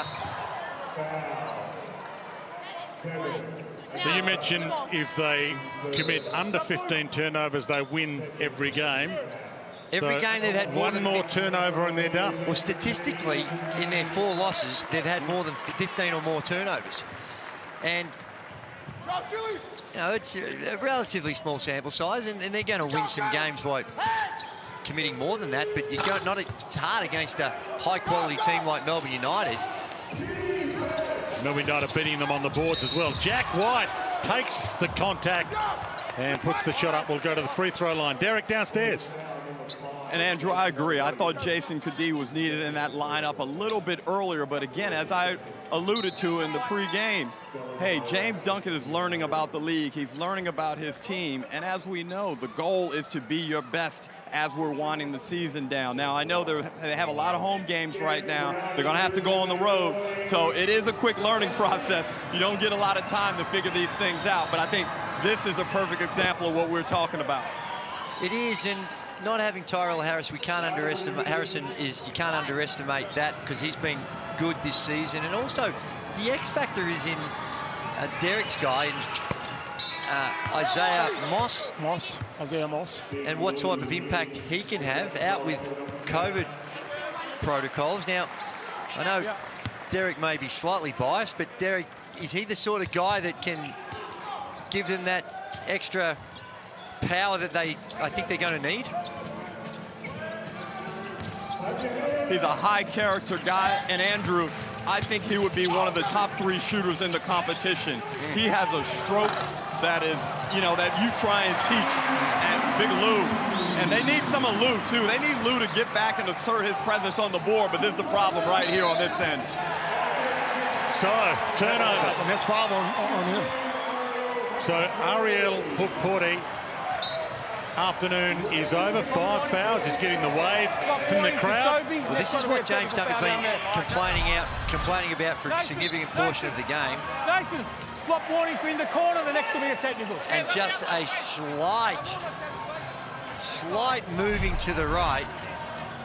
I think he was a little unlucky. He was very unlucky on that one. The other one was indisputable. That one, a little bit more line ball, and that's where, if you're the opposition coach and you're aware of the barking that James Duncan has been, or the advice that he's been providing to the officials, where you start to think, well, maybe I need to do a little bit more, because it looks like he got one of those 50-50 calls. I get what you're saying. Squeaky wheel always gets the oil. So give me a bit of oil. Now, it's a turnover. There was a flop warning on Nathan Sobey, but it wasn't for that particular foul that Hukporti ended up getting his 5th called on. Kadee, little bit of a momentum shift here. Bullets have a spark back.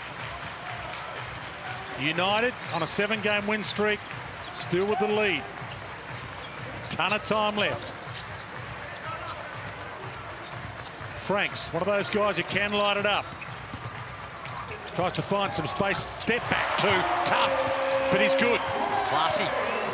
Just able to little step back and find a sweet spot in that mid-range, which not a lot of coaches are all that willing to let their players take. But that time, he knocks it down, and hopefully that, for Brisbane's sake, gets him going. Dellavedova nearly took the extra step. Travel was the scream from James Duncan. Didn't get any love for being the squeaky wheel there. Sobey puts it up. That would have been huge. Big Lou under the bucket can't pull down the rebound. Back to Melbourne United. And straight through them, Jack White. White lightning all the way to the bucket. What a dime. It is, and these are big minutes for Big Lou on the floor. And the defensive transition, that's where he's going to be a little vulnerable. Not saying that was his problem right there, but he certainly showed that he's got some issues in the D-trans. Just on the fadeaway 2 attempt from Drimmick was tough. Foul call. See, there's Big Lou, and he's labouring. Jack White is not. And you got to do a better job in D-trans, and that's just Jack White putting the jets on, showing his athleticism and will, desire. You can make that route, run that route 10 times and not get it, but if you don't run it 10 times, you're not going to get it that once. And he's absolutely applying himself there to find an easy scoring option for his team. Drimmick. Kadee. Sobey. Outside the arc. Delhi stops him, takes him on. Tough fade away on the buzzer as it expires on him.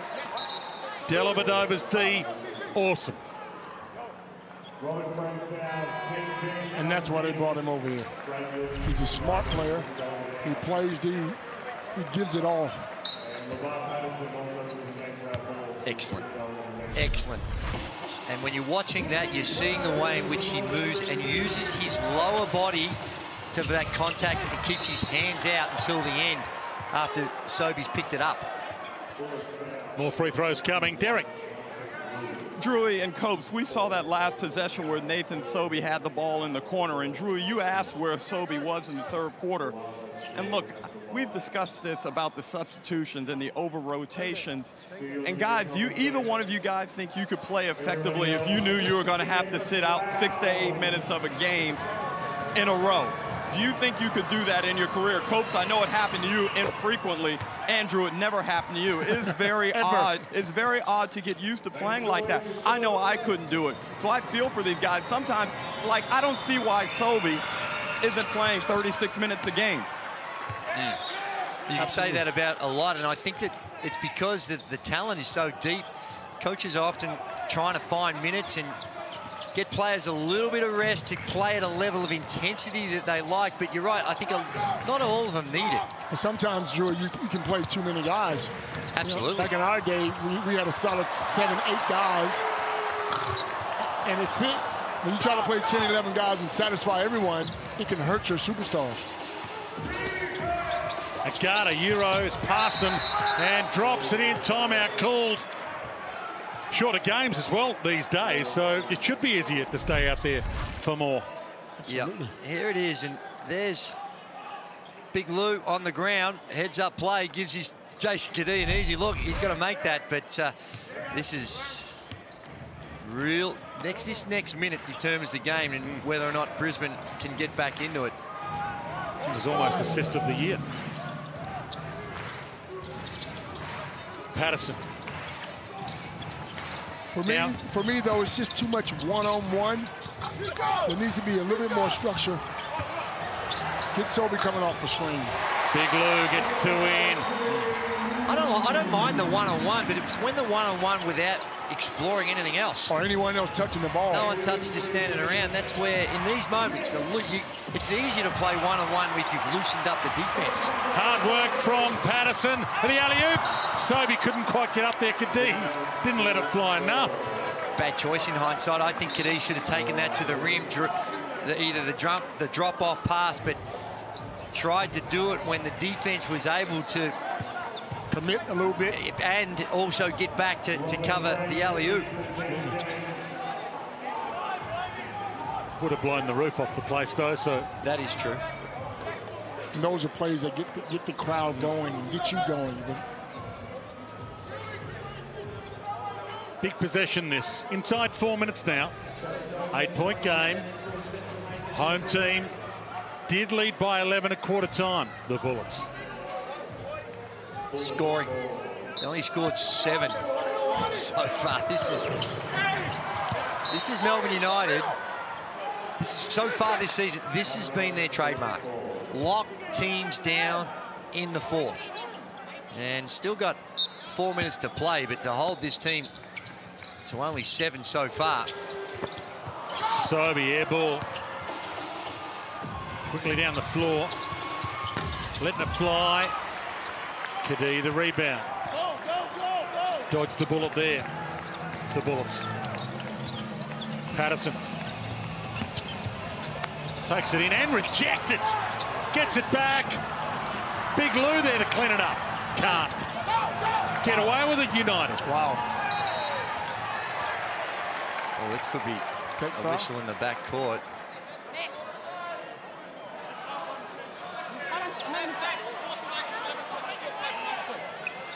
Unsportsmanlike foul on Dellavedova. On Delhi, yep. Yep, so no play at the ball. I'd like to review the contact between them both. Wow, this is a pivotal moment. The call on the floor is an unsportsmanlike foul on Dellavedova. We would like to review the contact between both, please. So it's unsportsmanlike because it wasn't even in camera shot. And we'll have a look. We're reviewing the whole play the moment there's an unsportsmanlike foul on Dellavedova. Sherwood's in the backcourt after the rebounding contest. It's gone to replay set. I'm not looking at the screen. I'm going to replay center. Oh, no. Oh, my goodness. Now, you could argue technically... I can't argue nothing. There's that was nothing soft. in there. Come on. If that isn't unsportsmanlike, I think we need to reassess what's going on. It had no impact on the game. It's a part of the game. You got to give a little bump every now and again. Nothing to get them off you. Come on. There's just two guys now. Technically, pushed off. Don't stop with the technical talk. Well, that's how it is, though. You can't be critical of the officials if all they're going to do is apply the rules as they are, and you've got to blame the rules. Someone needs to change the rules. Exactly. That's a part of the game. Well, you and I are in a vehement agreement, but you've got to understand that that's... If they're the rules that we're going to play by, Drewy, stop, Drewy. Get off the fence, Stop, Drewy. You're always trying to stick to the rules like that. No, Drewy, I'm not on the fence. I know what you're saying. No, you're not on the fence at all, but you're sticking too much to the rules. That's just ritualistic. I agree with you. I'm not sure you do. I'm vehemently agreeing with you, but what I'm saying is you've got to have some sympathy for the official. We don't want to hear that side of it, Drew. That's me and Copes' argument. We don't want to hear that side. Don't take your argument up with the officials that are doing the rules. Yeah. I'm just explaining so people watching this can understand. But you're filling their heads with information they don't need and we don't want put out there. Very good, they need it to understand, because if this comes back as I'm expecting that it is going to be an unsportsmanlike, they're going to be throwing stuff at the screens and they have to go to buy new TVs. Drewy, I don't know what they put in your vaccine down there, but you have been fired up the past month. I am triple vaxxed, by the way. I strongly recommend you get it done. But have a look at this. Now, I 100% agree with you. That's play on. Nothing to see here, Dwayno. Can I get some love? Good to go. Come on, Michael, give it to us. Call on the floor has been reviewed. He's been downgraded from an unsportsmanlike foul to an offensive foul on White's 8. Blue ball in the backcourt, 14 on the shot clock. Still not happy with that. I'm still not happy with that. Shouldn't even been foul. Nah. Kidding me? But if that had been an unsportsmanlike, we're all in trouble. We're in trouble. Hey, Coach. Yes.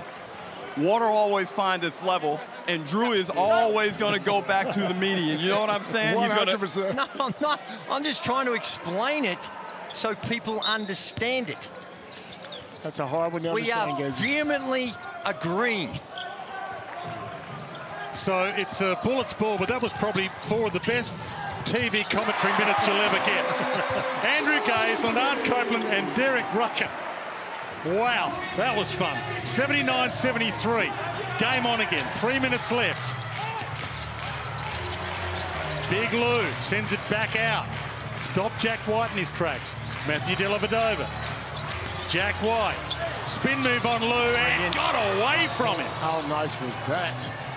And again, Big Lou, they're going to do that to him all the time. He's got to be able to get his hands up and get that 7-5 and be able to contest that. That was a tough move by White, but he's got to be able to contend with that. Lamar Patterson, he knows it's his moment. Steps it in, he waited, and he waited just long enough. Big bucket.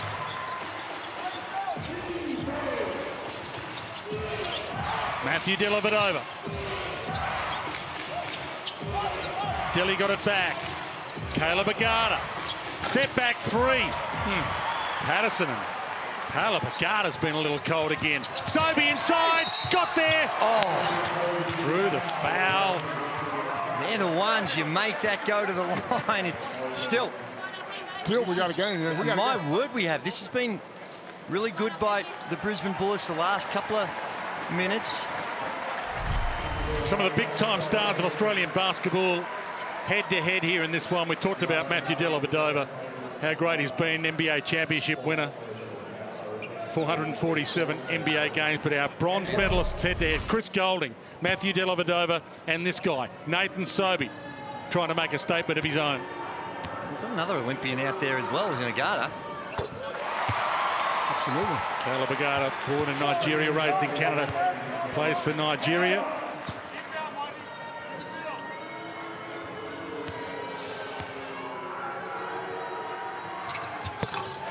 puts both in. Caleb Agata having a seat. 77-81. Can they get the stop there after here? The Bullets. Shaili gets past Franks. Hands it up. Travel. And the travel on Joe Luala-Chul. Huge moment. Oh. Really good by Franks. Came back, got in front of him enough to make him think about it. And a little shuffle of the feet.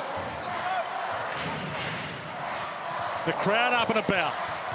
Electric atmosphere. Nissan Arena in Brisbane. Wow. Sobey wanted it back. Franks part of the seas. Went straight past them. How nice was that?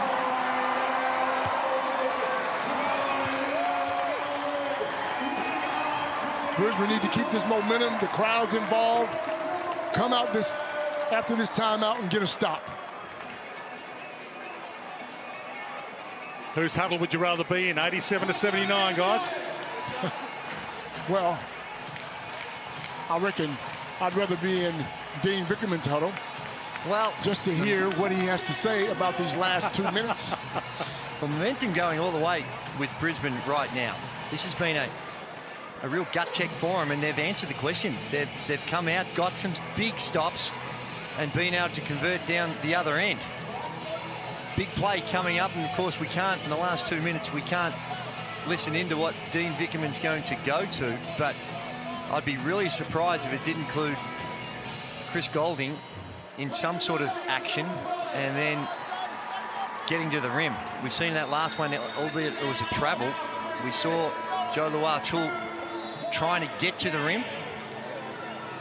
But the good thing about both these teams, but in particular Dean Vickerman, he's got a lot of different options that he can call on in these types of moments. 100%. If you think you can shoot a full court shot at an NBL game, Latrobe Financial have this on offer. Head to the NBL website, win page to enter for your chance to shoot for $100,000 in the Latrobe Financial Sharp Shot. And if you miss your first shot, you do get a second go from half court for $50,000 thanks to Latrobe Financial. And it might take some sort of shot to win this on the buzzer as well. And the extraordinary thing for me with the Brisbane Bullets, they've been able to do this and get back in this game, shooting 3 of 25. That's crazy. From the three-point line. 12%, Gazy. And they're still in the game. Joe Luala-Chul, Matthew Dellavedova, Chris Goulding, all the big guns. Stars are out there hoping to shine. Wow. And how about that for a big shot, big moment from a big, big star, Matthew Dellavedova. And the confidence to be able to step up in a big moment and take and make a three ball for Dellavedova. My question to you is, and you know it's coming, do you have to play him now? Well, right now, when the game's on the line, absolutely you do. You got to treat him as if it's Chris Goulding out there. He's 4 of 6 from the three-point line. And in fact, he's been the best option from there. They're not that much better. 9 of 32 at 28% from threes. Over to you, Nathan Sobey. Hands it to Lamar Patterson. Franks is a threat. Patterson's a threat. Kadee. Patterson gets up and one. Will go to the line. Drew the foul from Jack White and had the strength to finish. And the body control went up, assessed that he had a shot blocker in Jack White there. Look at this, he goes up, White. Then I'm just going to hang on to it, go to the other side of the rim, and on the way down, kiss it ever so softly off the glass and go to the line for the and one. Love it. Patterson has been really good this afternoon. 21 points, 6 boards. 2-point game inside the last minute. Dellavedova landed a bomb last time up the floor. Jack White. Chris Goulding. Oh, how about that? How about that? And that is the right call. Well, I'm not so sure, Coach. We might have to have another heated exchange. And Dean Vickerman, I think, still has his... Actually, that's not a bad call. He actually threw his arm up. Now, perhaps if he didn't throw his arm up. Well, is he going to challenge? Derek downstairs. Well, I agree, Leonard. It's the extension of that left arm and elbow from Chris Golding that I think got him in trouble there. And Dean Vickerman, you can't afford to go for the challenge here. Well, wait a minute, we've got a timeout from the Bullets, but that's a big play and a big defensive stop from the Bullets. This is going to be, and it's the arm, I think, Coach, and D is the thing that's going to bring him undone. If he hadn't have raised that arm, from the angle that we had there, the side view, it was one of those genuine 50-50s. Yes. But the extension of the arm is the thing that might bring him down. They're having a discussion in the meantime. Lamar Patterson has risen to the occasion. He's been tough, the way he uses his body. It's post up, getting to the basket. He's just so strong. He shoots the three well.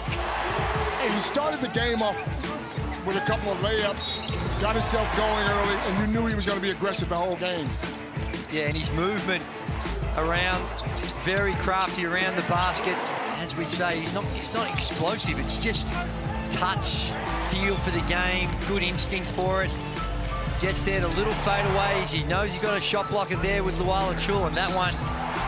And it didn't seem like there's a lot of contact on that either by Jack White, but still goes to the line for the and one. There you see the numbers, 21 points. And he has been a target for him and someone to play through down this stretch. So 30 seconds left. Brisbane possession, down by 2, and they've got some threats. Frank's a threat. Patterson a threat. Sobey a threat. But there is a shot clock, game clock differential. What do you call here, Gazy? Well, I think you got to go to Patterson, don't you? Kadee. Here is Lamar Patterson. Sobey runs for him, gets it, spins inside. Salt rejected. Chance for Melbourne United. They'll have the last say here.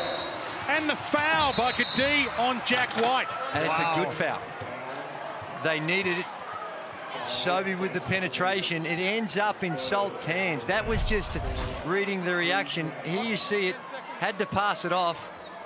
Ooh, he got fouled there a little bit. Like there was a bit of contact, didn't it, on that?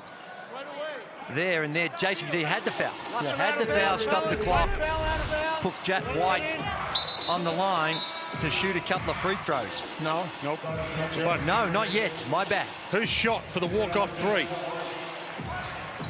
Well, right now, they're going to try and... Brisbane get it back. Yeah, try and get it into someone's hands that... They want Luala Chul to catch this and then foul him. Now foul him and they've got a chance. They do. That was a late call, and that's the problem with, you don't want an unsportsmanlike. You hack and whack in what is a foul, and you don't hear that immediate whistle. And that's where it becomes hard for the players. And also in this instance, you lose a couple of seconds. Now they do have a timeout. If I grab him, it's an unsportsmanlike. That's exactly what I just said, Jason. And we want him to shoot free throws straight away. 12 of 25 on the season, only a 48% free throw shooter. You get a timeout here and make on a make, they will call a timeout and advance the ball. Big free throw there, so the rim's out. So they do get the chance for the walk-off three or a two. Step in, tough reverse. Drimic. Oh, no. Shot clock expires on them. 84-82. A Holiday heart-stopper. Wow. Gee, Drimic, I think, didn't realise he had a little bit more time than he thought and threw up the hook. Sobey should have got a better shot than that, though. Sobey goes to the basket. I don't mind the play on the rim. And just the follow, he misses one that you have to, when you're attacking the rim like that, you're looking to draw the foul. So, but Drimic just rushed that a little bit in the heat of the moment. But what a game we had here this afternoon, and they were able to hang on, Melbourne United. What a game, what a game. It is. And two quality teams going at it. And neither team really set the world on fire from the field. 39% for Brisbane and 43% for Melbourne United, but just the intensity, some good defence played at both ends of the floor, and they'd be relieved after that last few minutes. Unbelievable finish. If you're not all in already, you've got to be all in after seeing this one. We're all in for round 8, and round 9 starts tomorrow night. Illawarra and Perth, maybe a finals preview. Great to have your company for Hungry Jacks, NBL 22, Melbourne United 84, Bullets 82, 8 wins in a row for United. We're all in. We're all in. Let's go! That's ridiculous! For 5. Oh! We're all in. You just can't keep a good man down. Upstairs for Josh Adams. We're all in. He went to the next level. Quick took it away. We have got ourselves a game. We're all in. We're all in. Hooks it. It's up to bucket. He can't stop him. Oh, my goodness. We're all in. This is next level.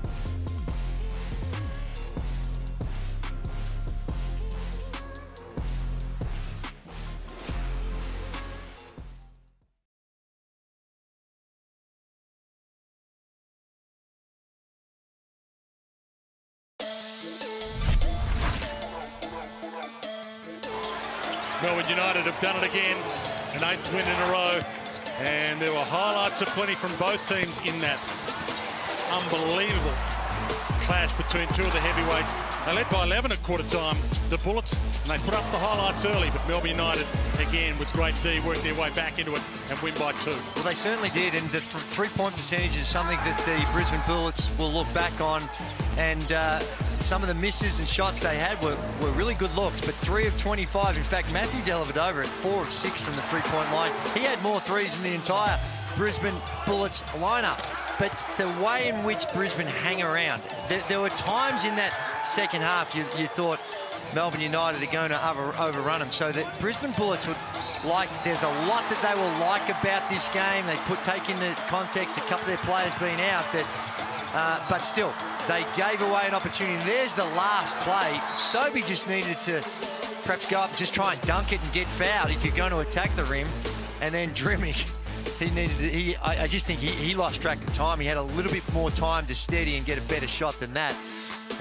Me personally, I would have gone for the 3-ball and just pull up and trying all or nothing. But look at the field goal percentages, and it just goes to show you can have a great game of basketball without shooting the lights out, because that was highly entertaining stuff, end-to-end action with two really good quality teams. At the end of the day, the rebounds ended up pretty even.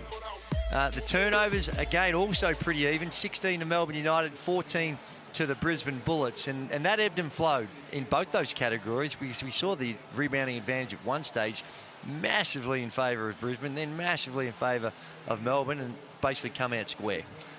Hungry Jacks highlights are plenty, and the ladder kind of tells you how important this one was this afternoon as well. Melbourne United won 8, lost 2, top of the pops right now, and the Bullets just snapping at the heels of the top 4. And that's right. You know, Brisbane lost the game today, but they're still in the mix. Melbourne, Perth, Southeast Melbourne, Illawarra are the top 4 teams, but Brisbane are still right there. And I thought Brisbane let themselves down by taking that many threes and not making them. 3 and 25 is going to hurt you every time. Hope you can join us tomorrow night as the Hungry Jacks NBL22 season continues. Illawarra and Perth, that should be a ripper, as this one was. 82-84, the final scoreline. Melbourne United winning by 2. Name a body that's my type. Air Jordan, I take flight. I'm next level, I'm franchise. I'm top tier, I'm that guy. I'm the man of the year. I'm a man with no fear. I think like I'm a shark. The way I move so sharp. This program is brought to you by Hungry Jacks and Bunnings Trade.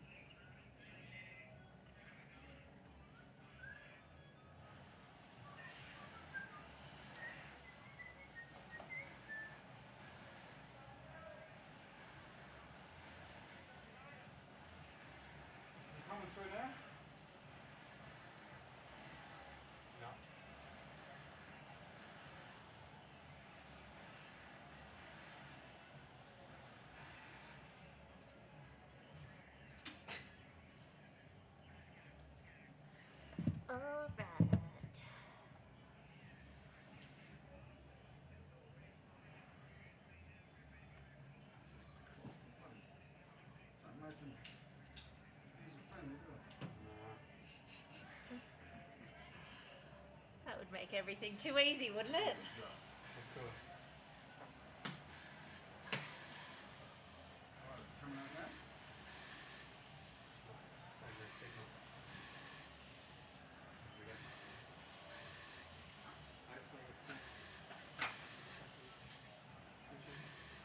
What is going on out there?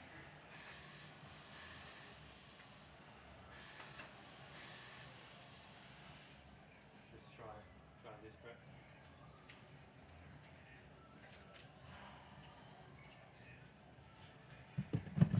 Yeah, there we go.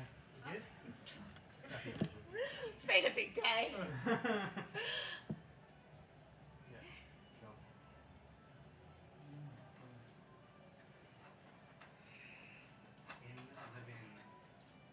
it working? Yeah.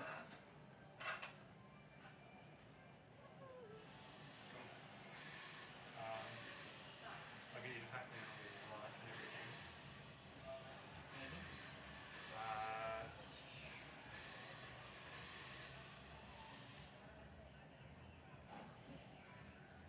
Yeah. Alright, we can test it now. Whenever you're ready.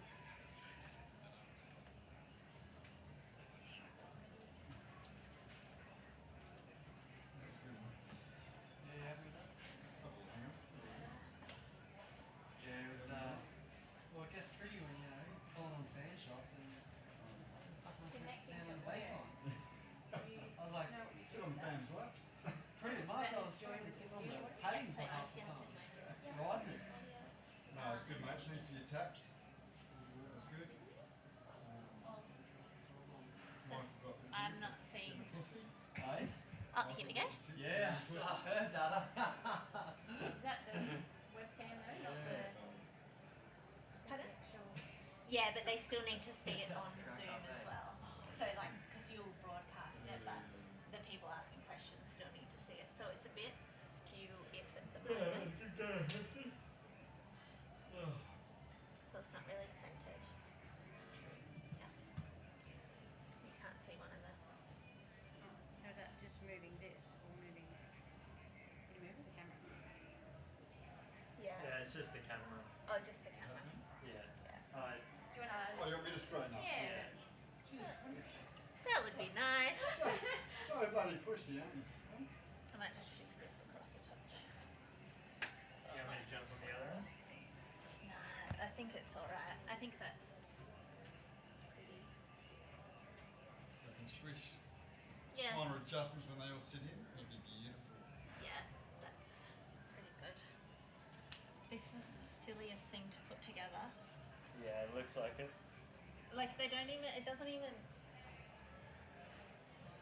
fit. Anyway, whatever. As long as it doesn't fall down. Shall we maybe pull that side back a little bit just so it's... Yeah. Oh no, like that way. That way? Yeah.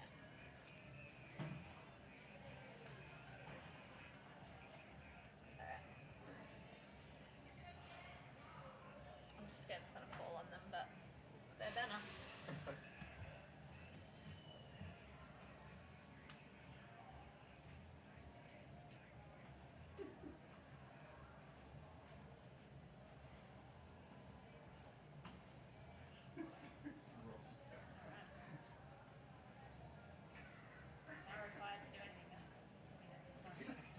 That's pretty crazy, yeah. Who's Robbie? Robbie's on camera too. Yeah. Oh, camera one. Yeah. Oh, pardon? Not yet, but he'll be... Yeah, I heard the commentator say, oh, that's Brett, the cameraman.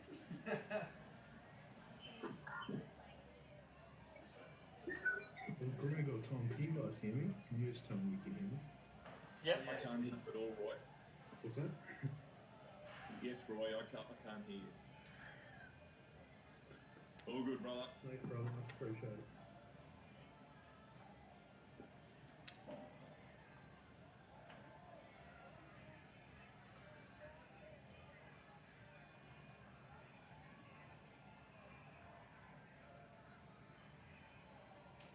Copy that.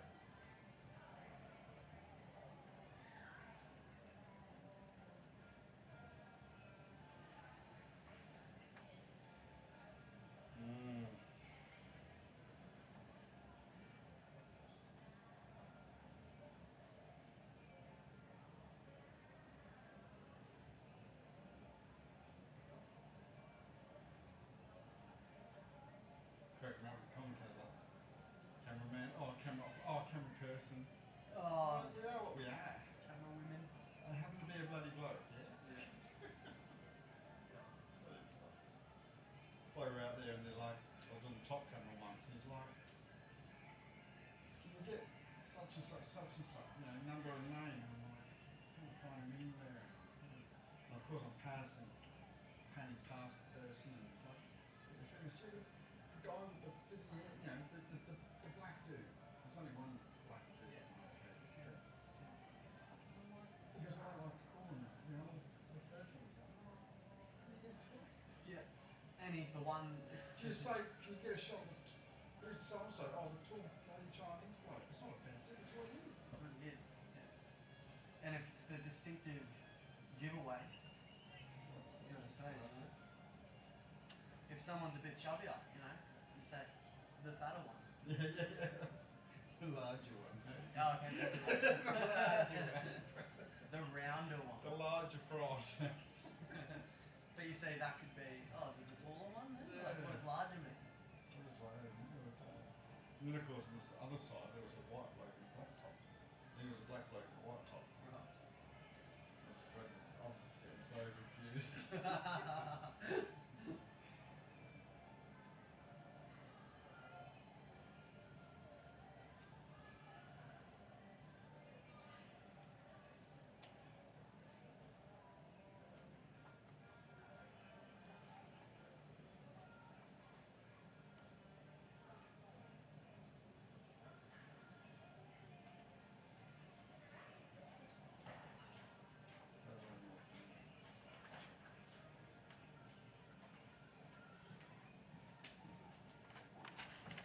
Do you always take the left side? No, I mix it up. Switch it up? I'm a mix up. I normally go to the furthest away. So I'm such a polite guy. I haven't done pressing it wrong. Yeah, it's random. It's just all Zoom. The future. Huh?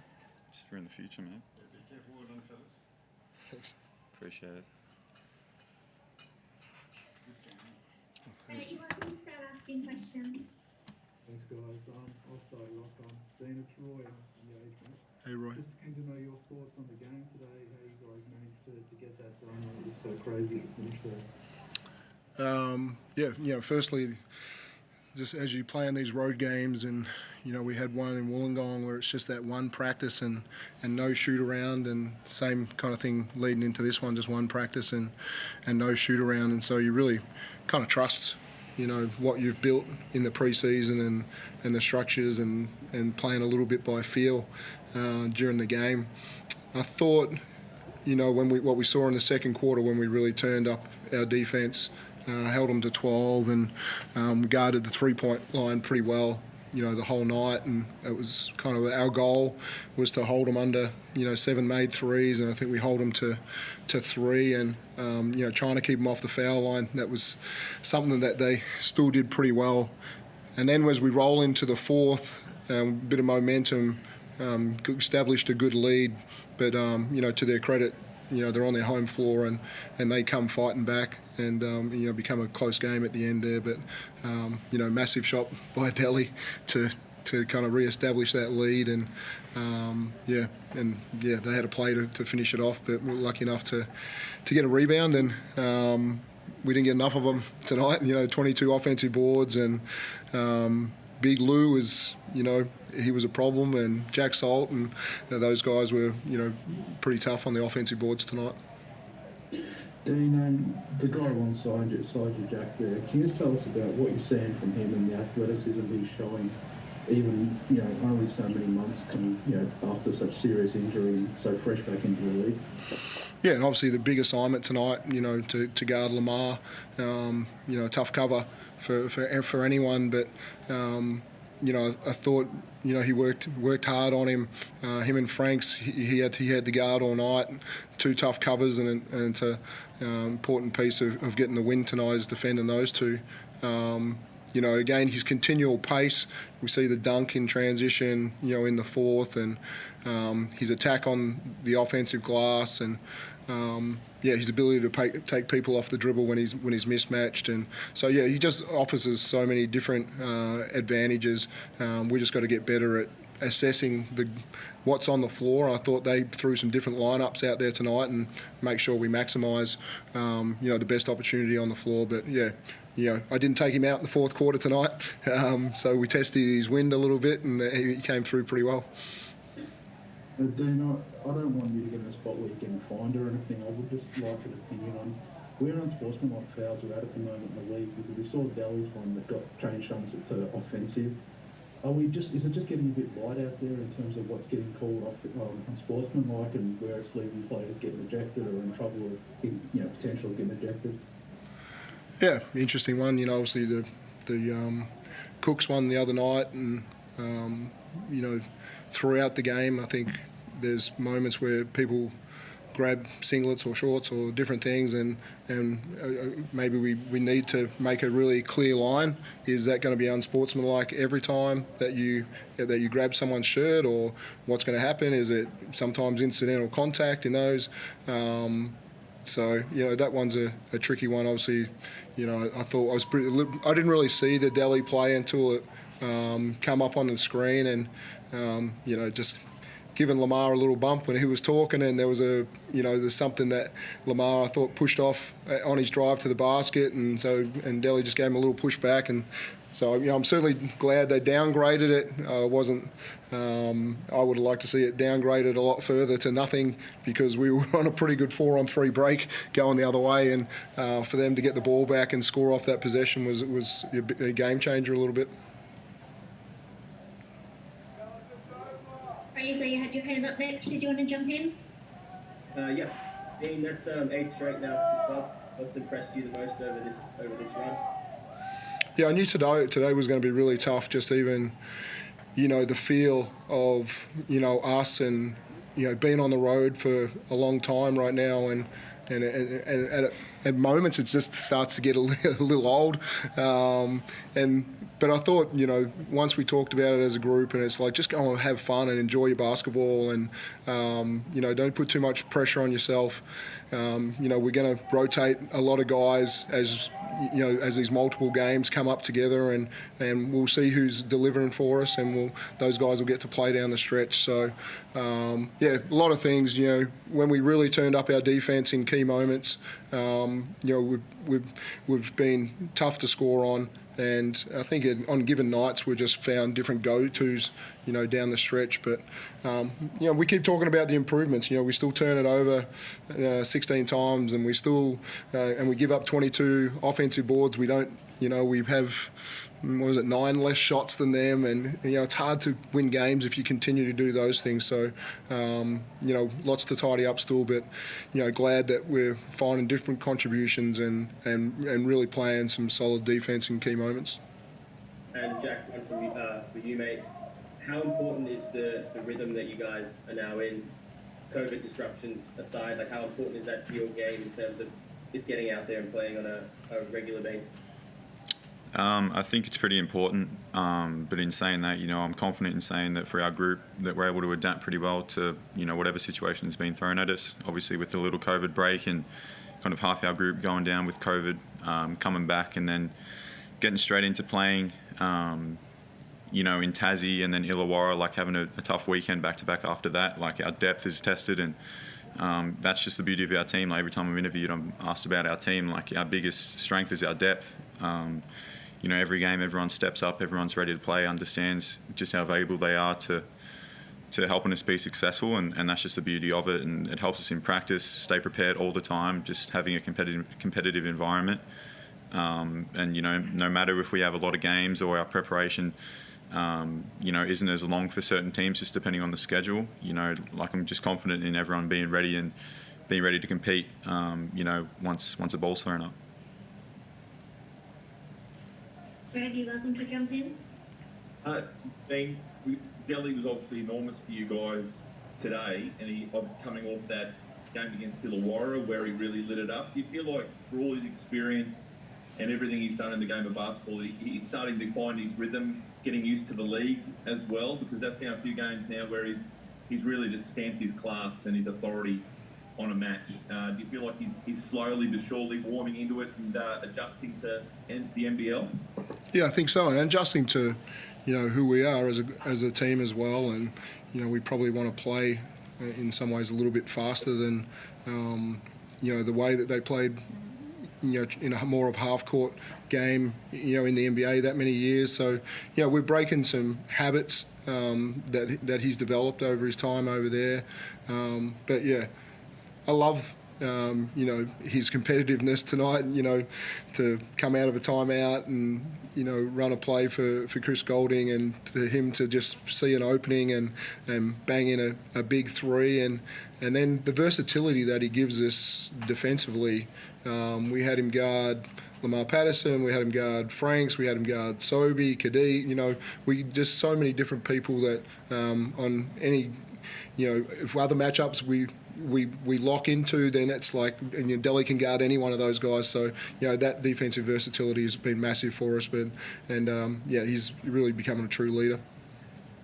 Jackson, your thoughts on playing alongside Delhi too? What does he, out on the floor, what does he do for the team, and how do you find playing with him? Oh, it's unbelievable.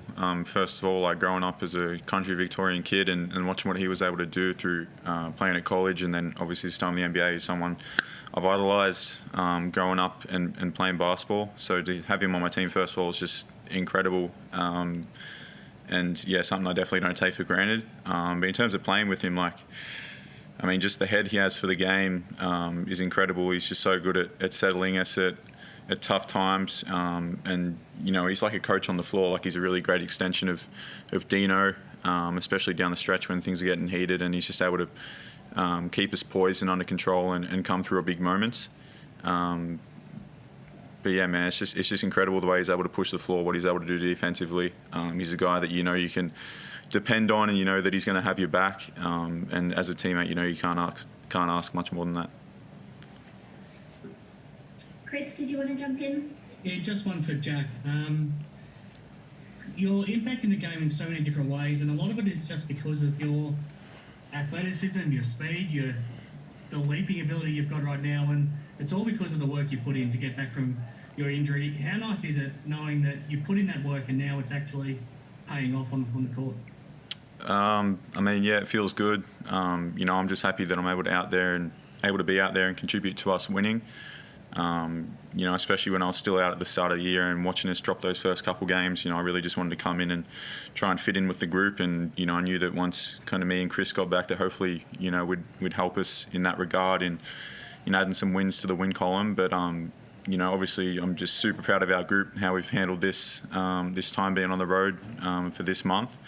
And, yeah, for me personally, you know, I was confident in the work that I'd put in over the 8-9 months.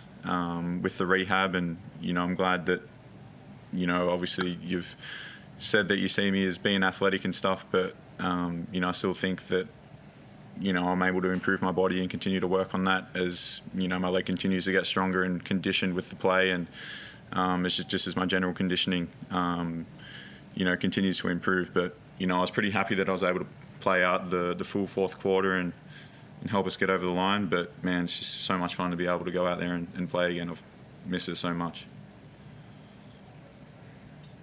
Roy, did you want to jump back in? I just wanted to close off with Jack. Just following on from that question, Jack, are you a bit ahead of where you thought you would be after 5, 6 whatever games it is back into your NBL return, or are you about sort of happy with where you sort of is where you thought you'd sort of be being able to play fourth quarters and do the explosive stuff you're doing? Good question. I kind of came in not trying to overthink all of that too much. Was really just trying to take it day by day, and everything that we kind of progressed to with the rehab. You know, like I was just really happy with how it was all handled and the support I got from the coaches and the medical staff and everyone that was involved with that whole journey and getting me healthy and back playing again.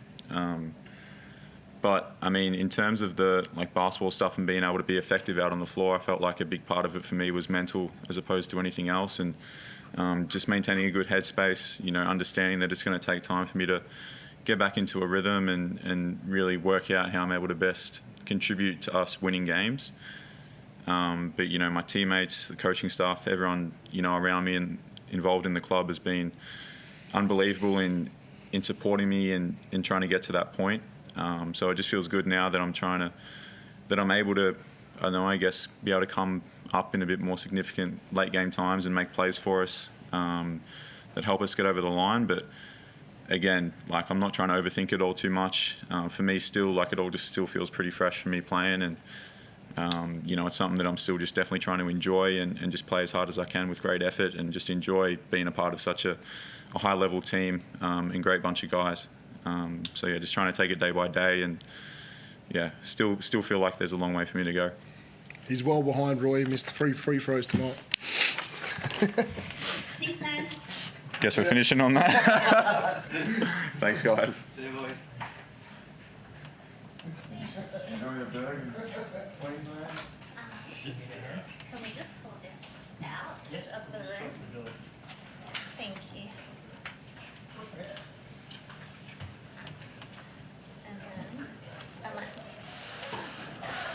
And then can you pull out that big one? Yep. Yep.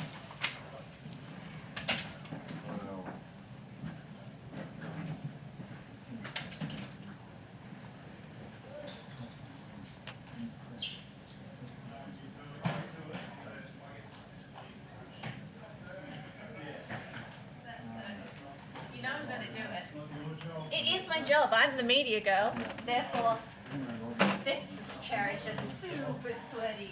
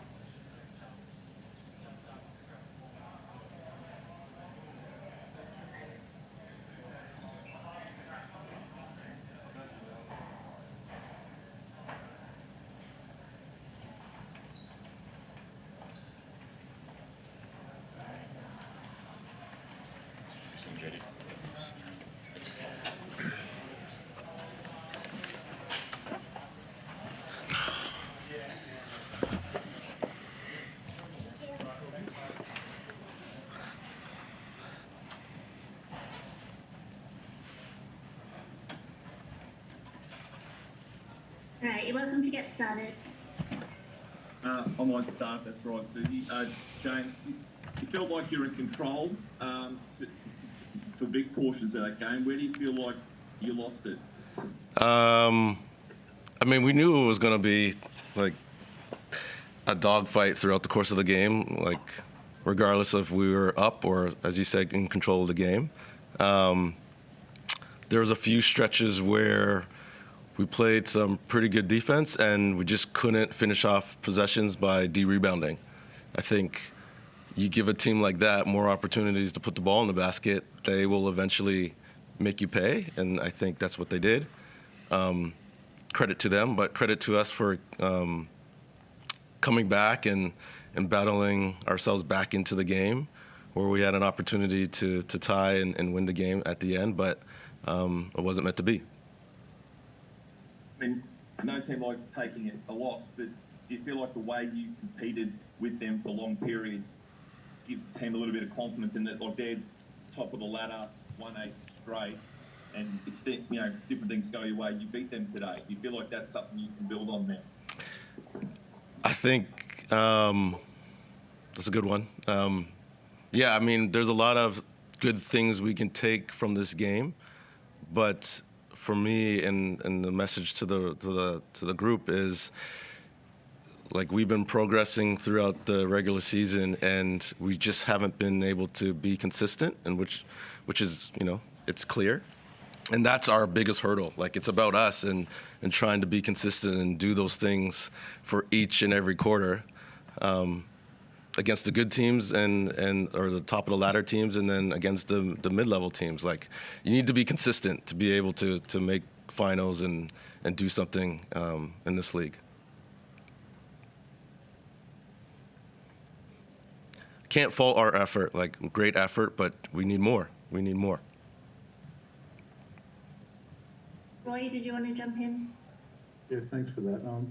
G'day, Coach. Just keen for your read on the last play there. It's always so hard scoring with a broken play or scoring when things are sort of in the open like that. Yep.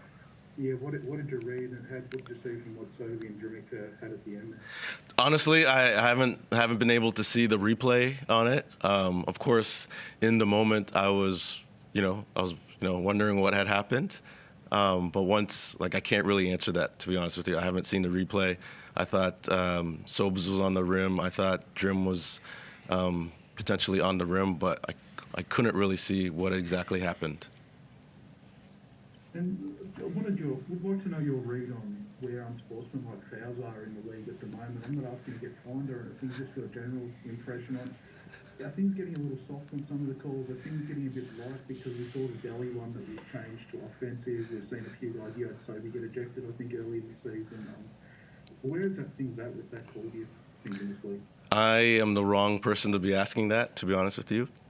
And I'll just leave it at that. Might jump in. James Fraser from AAP here. You mentioned consistency being your biggest hurdle. Dean mentioned in his press conference just now that he was thrown off a little bit by the rotations you were throwing out there, trying to get the right matches on defense and offense. Is that impacting your consistency, so to speak, or is that you just trying to flesh out the best rotations that you have? Yeah, flesh out the best rotations that we have. Like, guys are coming in and giving, especially in this game, like, just giving an ultimate effort. And, like, once they get tired, like, we need to have somebody else come in. Obviously, with Ty not being able to go and Drim having a little bit of back problems and Isaiah being a little bit sick, it was just a difficult situation. Like, no excuses, but guys just need to be ready to play.